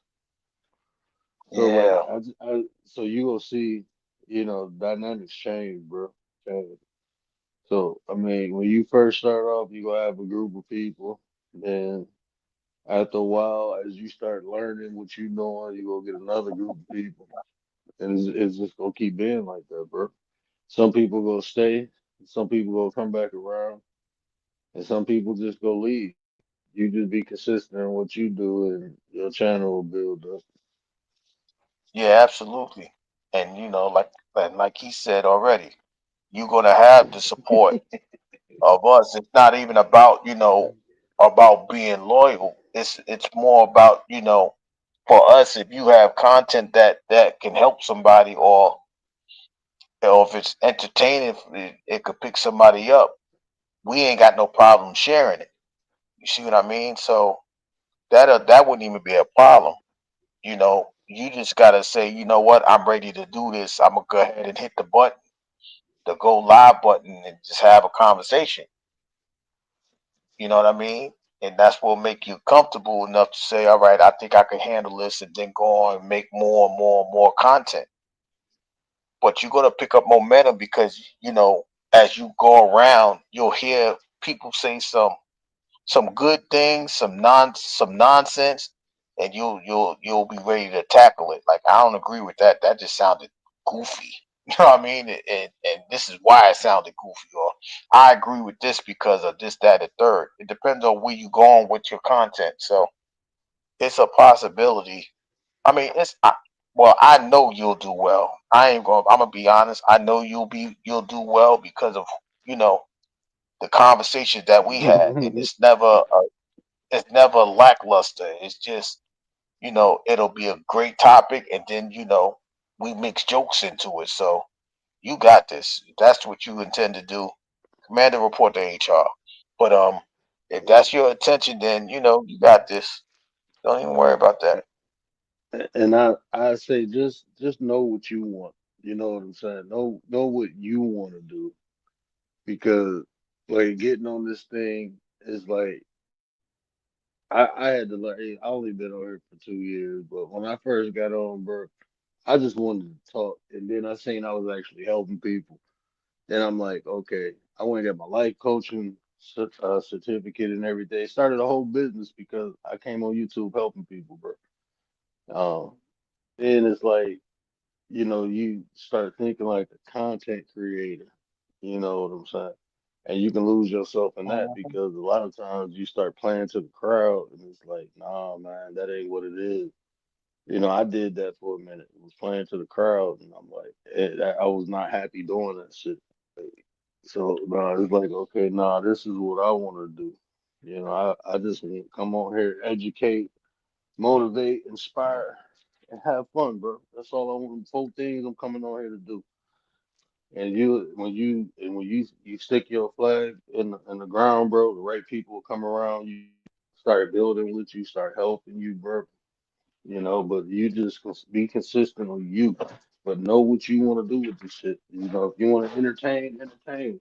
If you want to educate, just stick with that. Just educate. You'll find different ways to do it. You know what I'm saying? But my whole goal is to come on here and share. So far as me being entertaining, I mean I can be, but that's not what that's not why I'm on here. Not on here Yeah, to like for entertain. We're gonna me, have fun, but not entertain. yeah, like this channel right here, right? I think we started this channel in August, like right around preseason football, and it's gaining momentum. But for the most part, like we would do certain things, like all right, we'll have football picks, right? Who wins the picks of the week? If you win the picks, you win the picks, right? And then we'll go ahead and have conversations about it. And we did that for like the whole season. Now we're thinking about having a fantasy league to see if you understand the concept. Well, we'll think this running back is going to have this much against this defense, and see, and see what the intellect of the game is for you, because a lot of us criticize you know coaches and things like that. Now with your fantasy league, you become a coach. All right, I think I could put this guy against this defense, or I think this quarterback is going to throw this many interceptions, or this guy is going to have that many sacks, right? So now you get to challenge your intellect of the game with the fantasy league. So we'll be implementing that as far as the football aspect in a couple of months before the season starts, and we'll probably do fantasy drafts and all of that, and just all right, I pick this guy, you pick that guy, or whatever have you. So it's gonna be a unique aspect to see, and it'll, like I said before, it'll bring us together, but it's gonna see how much you are really taking into whatever sport that the fantasy draft is about. And I'm just coming to talk shit. That's why I come. I'm coming to talk Yeah, my that's shit. that's my guy. What what do you want to see for yourself, and what is it you want to grow? Well, I love talking about sports, right? So it was an idea to have the conversation about sports, and like I said, it'll be comfortable enough if anybody wants to have the conversation about sports, they are feeling free to have the conversation. No shade, no no criticism, no negative uh uh conversation, as far as ridiculing somebody because you go through this or that or whatever. It was to bring people together. So far, it has brought quite a few people together, right? Uh, that's why we could have a conversation about wrestling, and then we could have a conversation about basketball, and we could have a conversation about soccer or rugby, right? Because we understand that when I understood that sports bring people together, that's what I want people to be anyway. Come together, and then with the great minds that'll be drawn, that's drawn to sports, we can build something together. As far as now Word is here, so now Word will take a concept of a sport attribute and then put it into an everyday life situation, right? And then he might say something that'll make me have a sports conversation, and vice versa. Like we circulate the thought process, or we circulate the ideas to put it into whatever situation is, right? Like we're sitting there talking about we're talking about people changing and things like that, and I can come back and say, well, because these guys is making $300 million, they don't have that passion for the sport no more because they're getting paid. It's like they turned this into a job instead of it's something that they love to do. They love the money more than they don't want a championship because they got their money or something like that. And then word might come around and say, you know what? It's because of this concept that they put together, and then he'll turn it into a conversation for people. I I don't like to say like common people, but the everyday person. This is we're like that in that perspective. Like we so busy focusing on our everyday thing that we lost the love of a situation. You see what I'm saying? So it's just it's just the concept of bringing bringing people together, and then we'll feed off each other.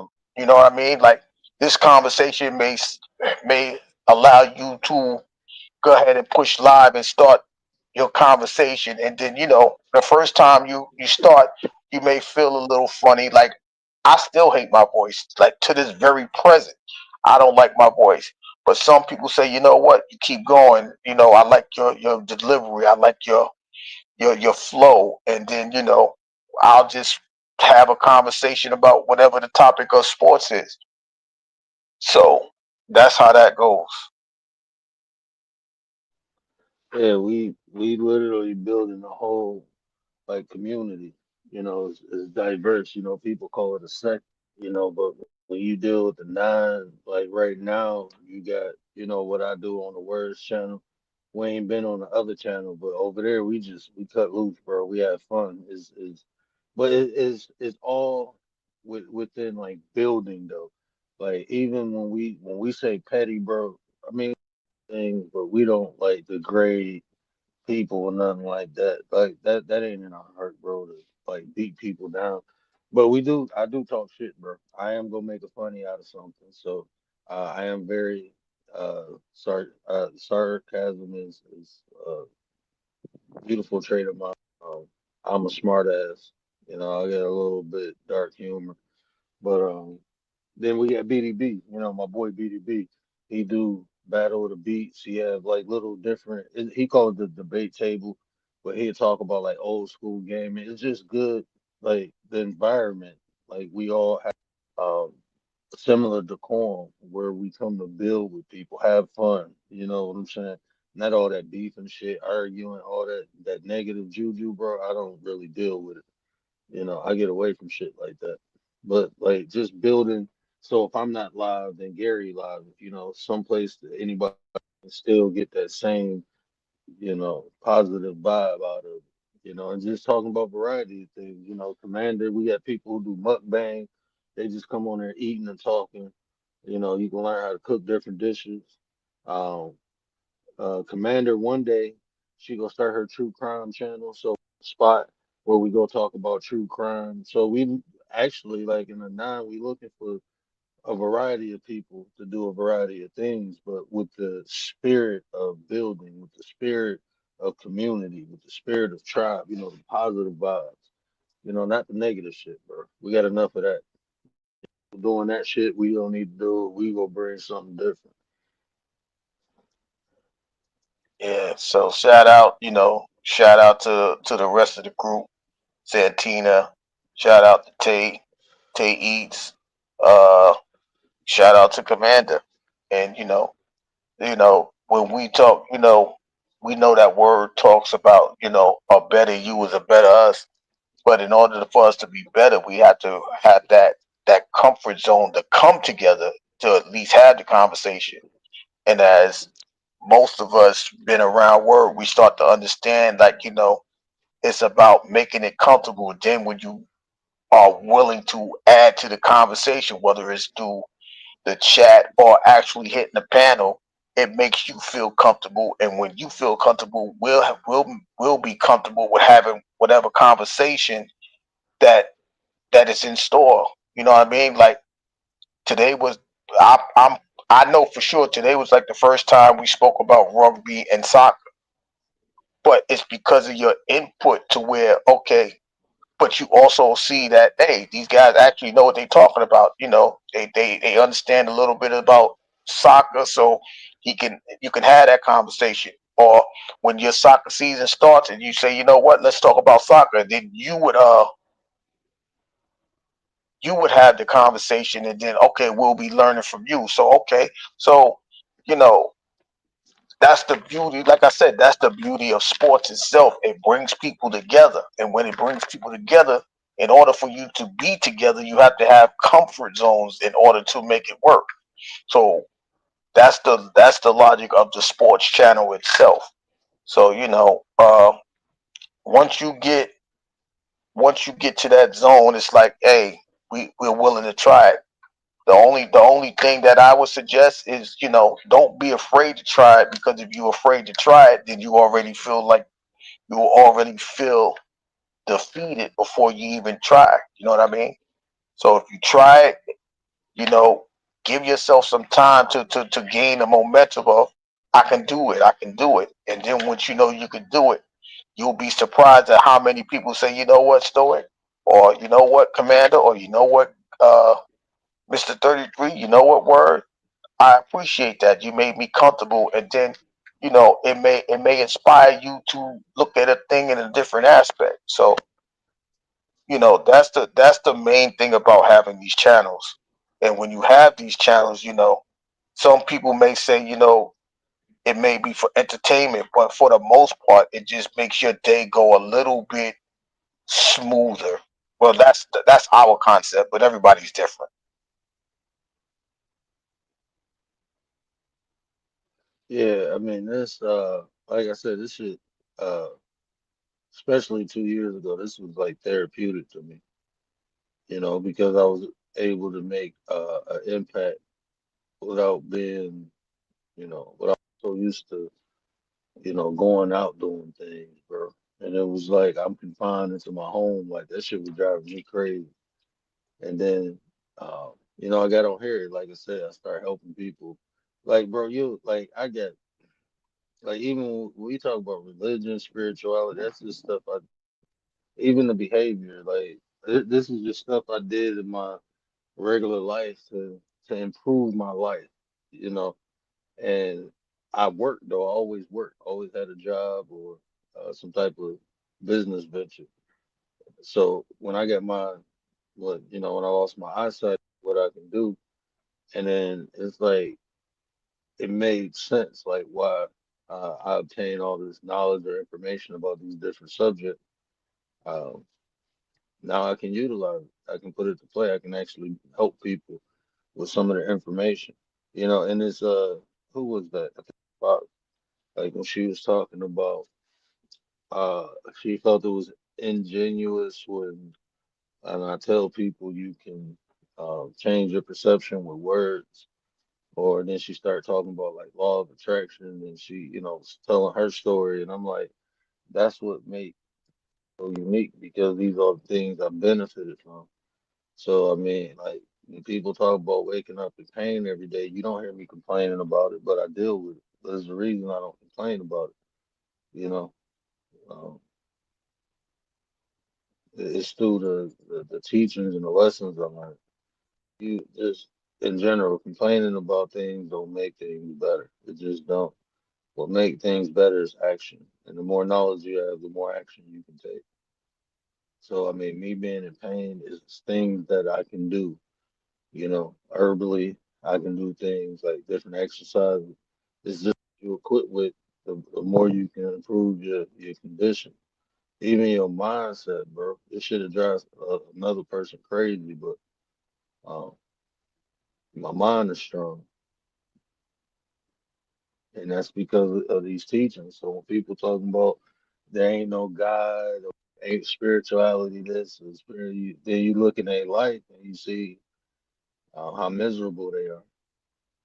But I tell you, you got to practice these things, man. I can sit here and tell you all this stuff. You know, I can talk to you about duality, but until you put it into play and understand, you'll never truly grasp the concepts. So yeah, just be consistent in what you do, bro. You go rock this. You'll rock it.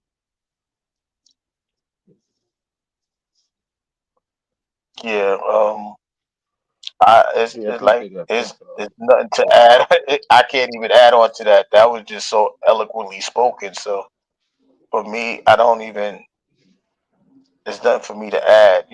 It's just like I said. This is a Yeah, that's it's Gary, just a bro. place to where you can convert. What you say? The sports chat. That's Gary. That's Gary. He's like Gary here too. Yeah, that's Gary. It's me. Still, Mhm. that's my alter ego. Yeah, Yeah, that's me.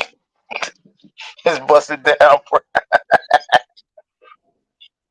But but you see how that goes, Stoic. Like when you have like one to bust it down. Okay, I'll tell you.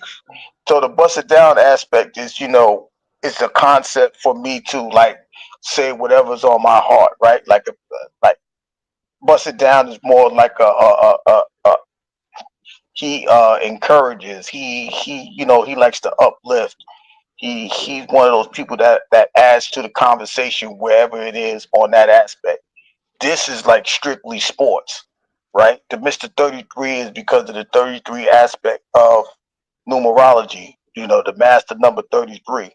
That's me, and that's word. So I just put the Mr. 33 because it's a number in sports. Sports deal with numbers, so I just said Mr. 33. So that's how Mr. 33 is on Sports Chat. So, but you know, most of the time I'll say that's my alter ego. Yeah, he ain't meet my alter ego yet. My alter ego is Coach D, and he an asshole. I'll just leave it at that. Commander love Coach D. Everybody else hate him.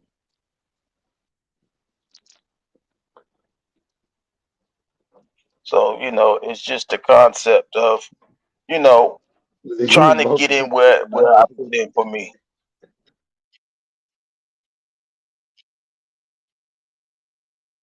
So that was just it for me. So Commander, you had this coffee coming out my nose when I read that. Oh my God. I was drinking coffee and read that and start choking. Just like I gotta keep up with these different personalities. I know, Commander, we crazy. We cray.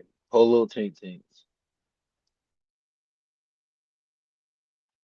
Commander drop busted down's channel. I forgot my own name. That's that. Commander the only mod on this channel. She the only one who can drop it. You be stingy with your mod stakes, bro. You a mod, cut it out. On this channel. Realist, you a I'm mod not and realist is a mod. not on this channel. No, the only mod on this channel is Commander. On this channel. No, it's not. On the other channel. I No, promise you it is. Bro, I just typed in the realist text is up here earlier. somewhere. I'm telling you, Commander, am I lying? I'm about to go on YouTube. I'm telling you, when I typed in here, oh, verbal combat on. No, yeah, you're not that. You ain't a mod. Realist is a mod though. No, realist ain't a mod. Damn, it's only commander. All right, I gotta go to YouTube to fix that. But yeah, but that's just the concept of and then you'll learn that you get your mods, and then your mods see nonsense, we get them out of there, or you know you different, so you might be a guy that you might want to roast a mod. I mean, roast a troll or whatever. They start acting goofy in your chat, Stoic. So I can see you because you resemble the word in that aspect. Like, all right, you want to talk slick. Let me say something slick to you, you little goofy, and then they'll probably Did just somebody leave pop anyway. up? Did somebody else pop up? I think I heard that. Oh, No, I don't know what that better was. not. I'm I don't hearing see it. voices. What was I about to say? Yeah, so look, so y'all haven't seen like I used to get trolled, but it was fun to me. Like I have fun with trolls. Um, so I do like Miss Cleo readings, and I start telling them. Usually you can tell how a person where the aggression is coming from. Like when a person get aggressive for me when I read that, I can usually tell. And I had a couple people who didn't get hugs from their mama when they was younger. Um, I had some people who was just bitter baby mamas, and they was mad because they couldn't find their baby daddy wasn't like me. So I had to call a couple of them people out. But you can tell by the way they type, you know, where they frustration or their bitterness is coming from. But yeah, you'll have fun with trolls. Just take your time with them, bro. Take your time with them. Speakeasy live, Stoic. We may go over there and catch him. Uh, Yeah, I ain't going live tonight. Wife got to work. I actually might go live tomorrow. Um, mm, Probably after the tank fight. Well, it depends. If the tank fight, I might be live while the fight going on and watching the fight on my phone while I'm talking to y'all. Because my wife worked when she worked weekends, she worked early, so she'll be getting off at 7. So if I can get the kids sleep before 10, I might come on, or I might come on Sunday. If I don't come on tomorrow, I'll come on Sunday. But I gotta get my ass Commander, up in a couple hours. all right, we about to shut this down. Commander, the 13 is my favorite number.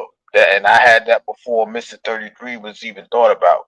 So that's why that occurs. It's 5:30 for you right now, Stoic. Wow. PM? God Uh, damn. ooh. He got 5:30 p.m. So that's like 19 hours, right? Mm-hmm. 12, And the 16 legend hours. opened up. That, Uh, that, Stoic. I'm going to go live Wednesday on the other chat. The other chat is going to, the other live, the other channel rather. Uh, that's going to be about uh the Lent season, and like normally, like last year, I gave like 30 different things. I mean, excuse me, 40 different things about fasting to the, like what would Jesus do type of situation. But to Wednesday is going to be a little bit different because it's the start of Lent, and the topic is going to be about don't look at the sacrifice, don't look at the sacrifice, look at the investment of the fasting session. You know what I mean? So that'll I don't know. Well, you got 16 hours, so it'll be. I go on in the mornings in America like 11 a.m. because I know word goes on at night. So we try to be the morning night team in America. So I go on in the morning and word will go on at night. But the sports chat, because a lot of the games are occurring or the events are occurring at night, I'll have the sports chat at night.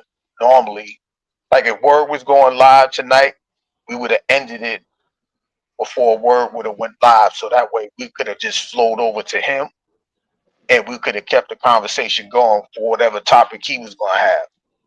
So that way we would have been like rockets. So instead of him having 6 hours, we would have been on for like 8 hours.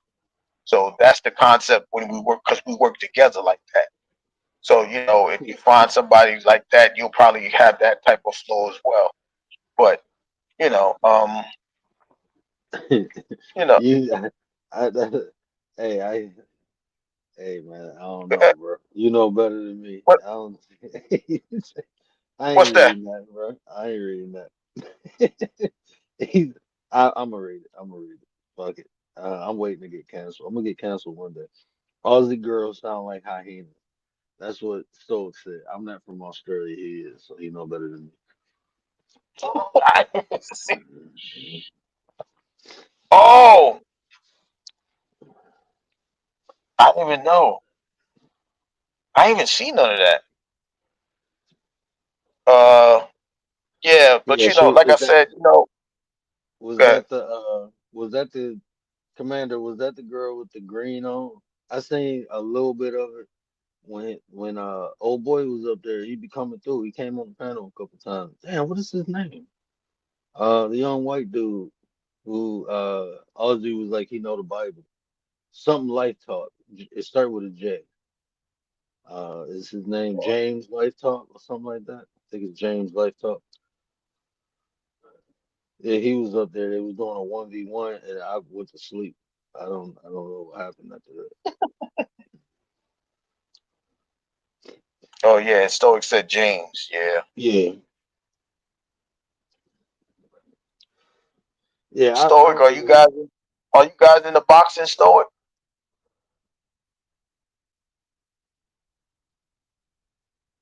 yeah, that one. Yeah. That one was yeah, they was talking about free will. They was talking about free will. I mean it's an interesting concept. Like I said, like when you I don't know when you What you look mean at it, free will? Like the they was concept, like the whole concept of free will?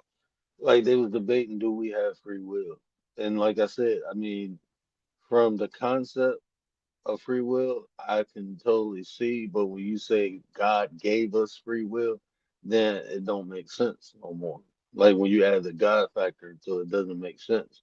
But does the person have free will? I mean, yeah, people do things without considering the consequence of things. So that's free will. That's acting in free will when a person does something and not think about the consequence. There's no outside interference. Um, there's no outside interference. So Do people have free will? Yeah, but when you add God to it, I think that's what it don't make sense. It's not logical because let's say that's like just saying, do you have free will? Yeah, but as a kid, do you have free will?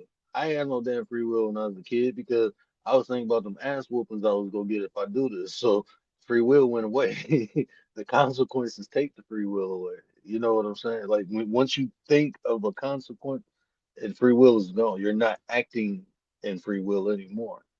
Once you think about it, because it's gonna influence whether if you do it or not. Even if you think about it and still do, even though you know what the consequence is, you still took an outside influence into consideration. So that eliminates free will, even if you do the adverse. Even if it's a Mm. punishment. If you think about the punishment and still do it, you still negated free will. You just said, fuck whatever go happen on the outside, I'm gonna still do it, but you still recognize there's something is an external force that plays a part in your decision. That's basically the opposite of free will when you acknowledge a external force. Um, Once you acknowledge that external force has uh, properties within the decision you make, that eliminates free will right there Mm. by definition. I never looked at it that way. Like, I I never mean, really looked at it that way. when you actually look at like because like I said, these words we say them and a lot of like let's be honest, a lot of words we know because of what we was told and shown versus what we actually looked up. A lot of words are like that, like family. People just know family because they say, "Hey, this is your family," and this is family supposed to do this and family supposed to do that. But when you look at the actual definition, it shows you something different. You know what I'm saying? So most words we know, we understand them from application of others. You know,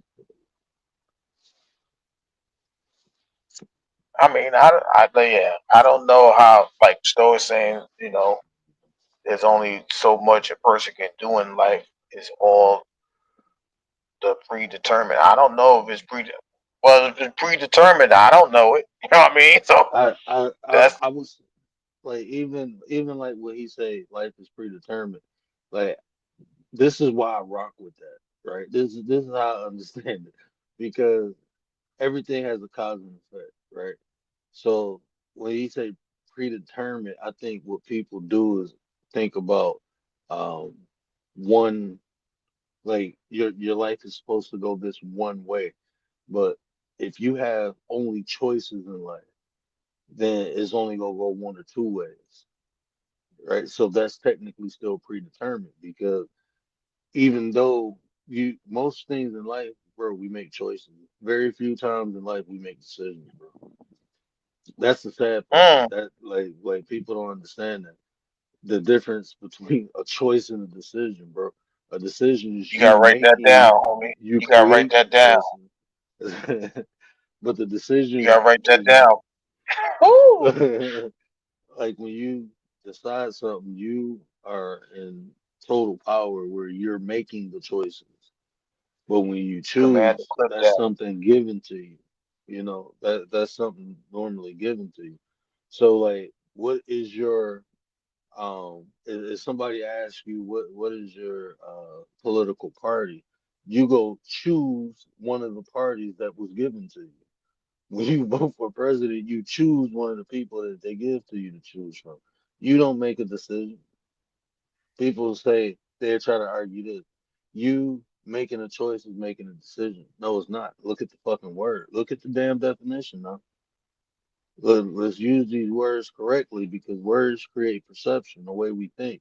So many people have been confused on they think they making decisions when they only allow a lot of choices. They're only given choices in life. What you gonna do with your money? You gonna either spend it or you gonna save it. How you gonna save it? Well, you can do what the old folks did and put it in your bed mattress, but you go take it to one of these institutions. Why can't you create your own? Anything, anything. You should be able to create your own. Mm-hmm. I got a word going. He might go live. Y'all, he might Mhm, go. mhm, He might go live with the same topic: mhm. choices and decision.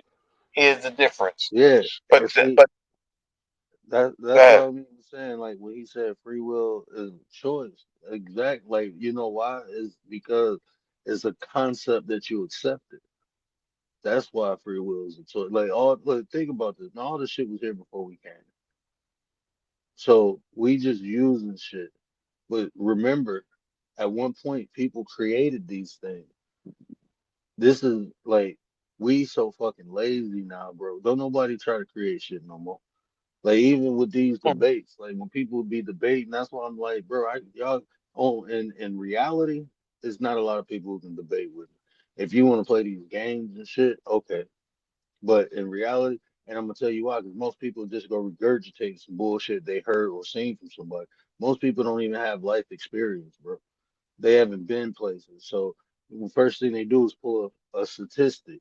This is look, man, I can teach y'all how to dismantle these motherfuckers easy. Anytime somebody pull up a statistic, right? First thing you ask for, what's the first thing you ask for when you hear the word statistic? Pull it up. Not even that. What's the fucking control?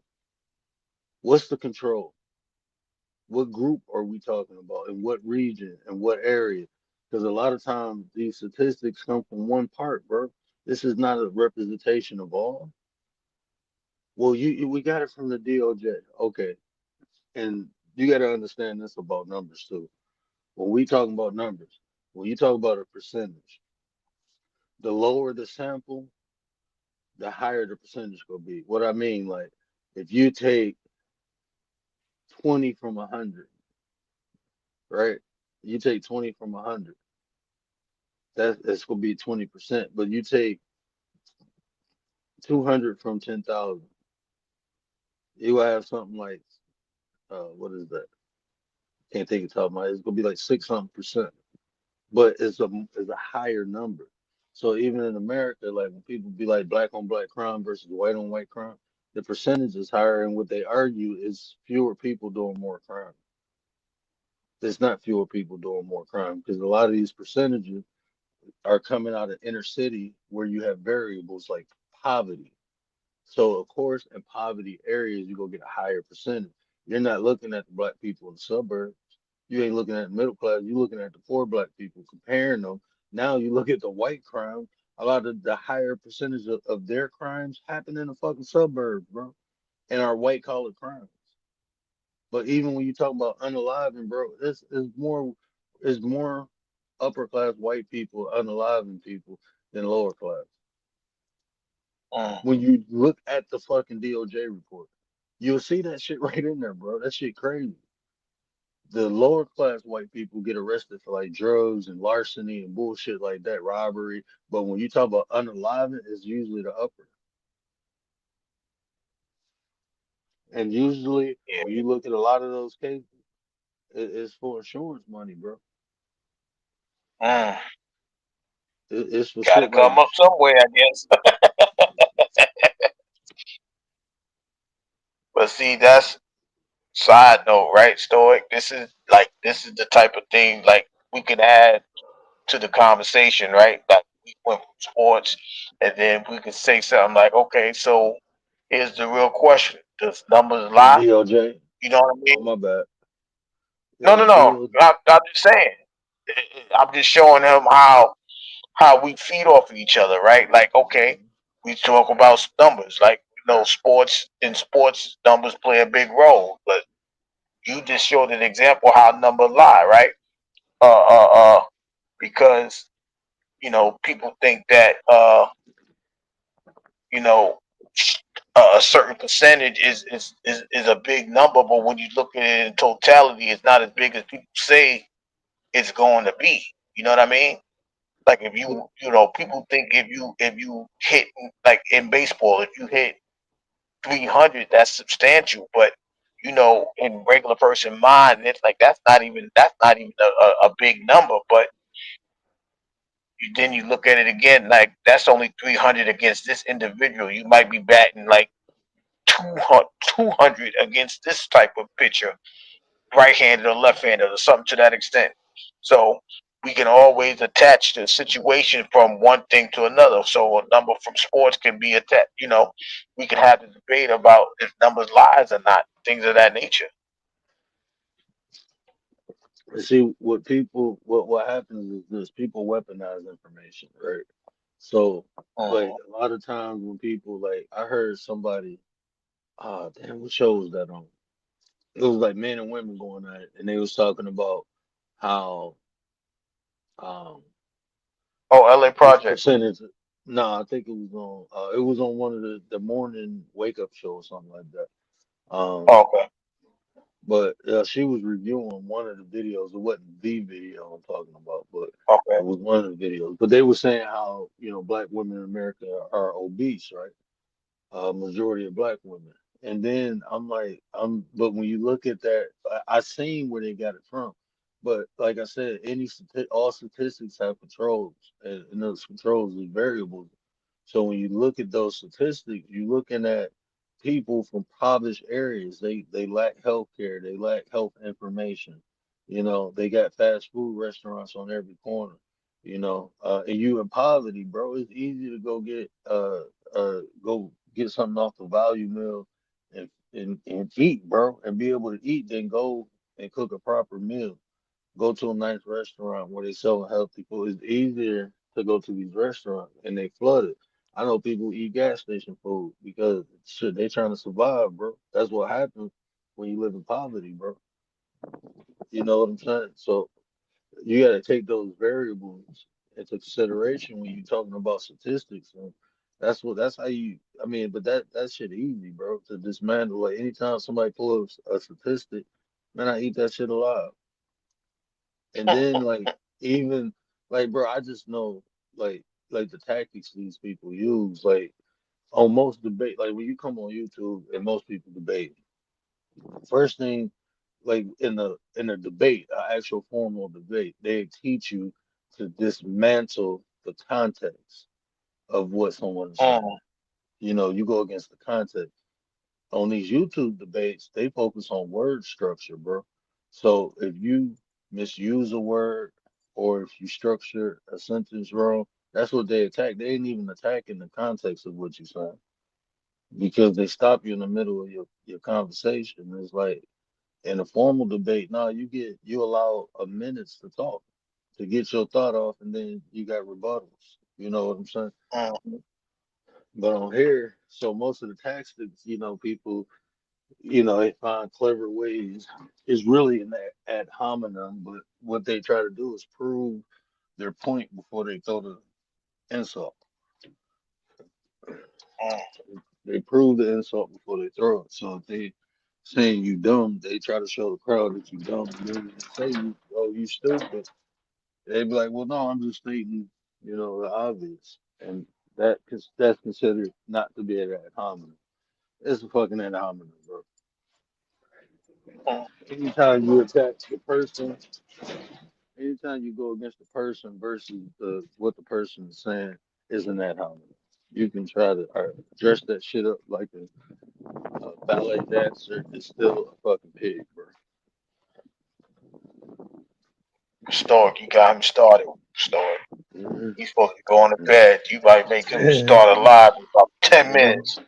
I am not Like, going look, come on over. Come on live. over. Look, you going to Penny.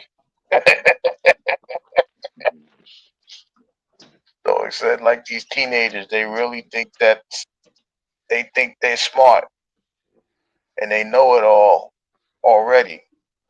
Damn, they be 18 thinking they know what they be talking about.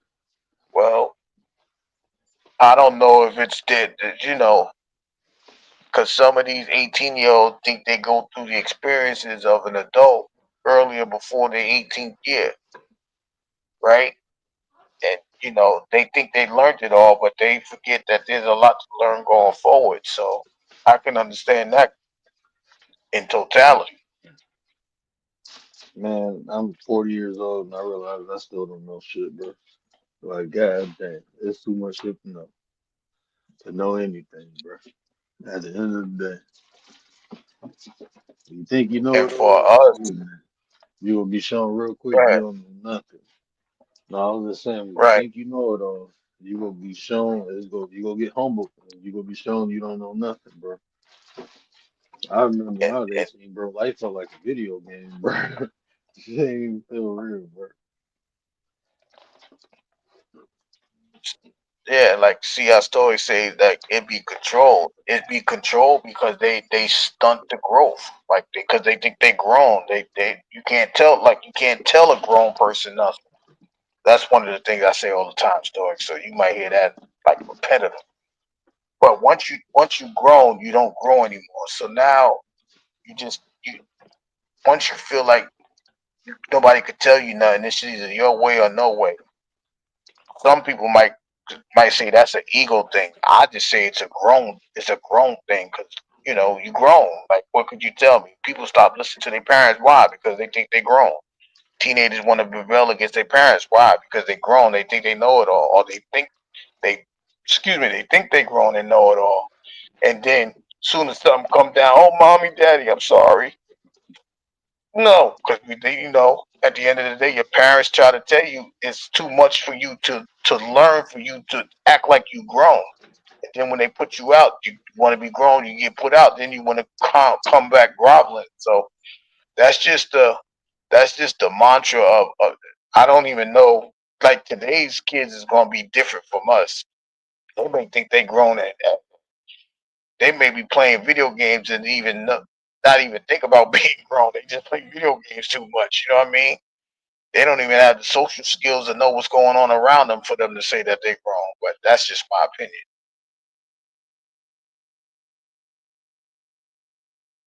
People get old with a blink of an eye, Yeah, man. and life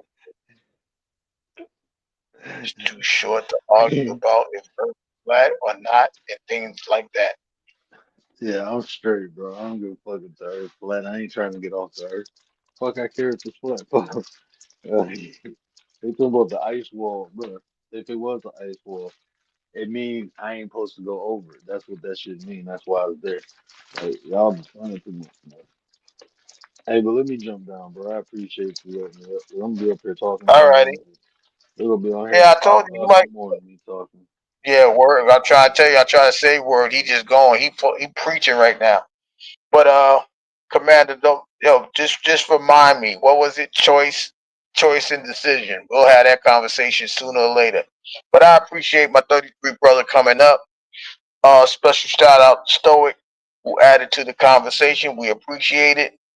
I think we'll hit. I don't know if we're all going over to Speakeasy, but if we are, we'll head over there in a few minutes. Sports chat will be back Monday after Raw's Netflix, which will be 11:30. We'll talk about the results of the WWE, anything that happens within the world of sports, and we'll more than likely talk about the fight that's coming up this weekend between Tank Davis and and Roach, as well as the undercards. And we'll be back. Like I said, we'll be back Monday. So from the Channel 9 studio, this is Mr. 33 signing off. I'll see you guys Monday. Appreciate everybody coming through.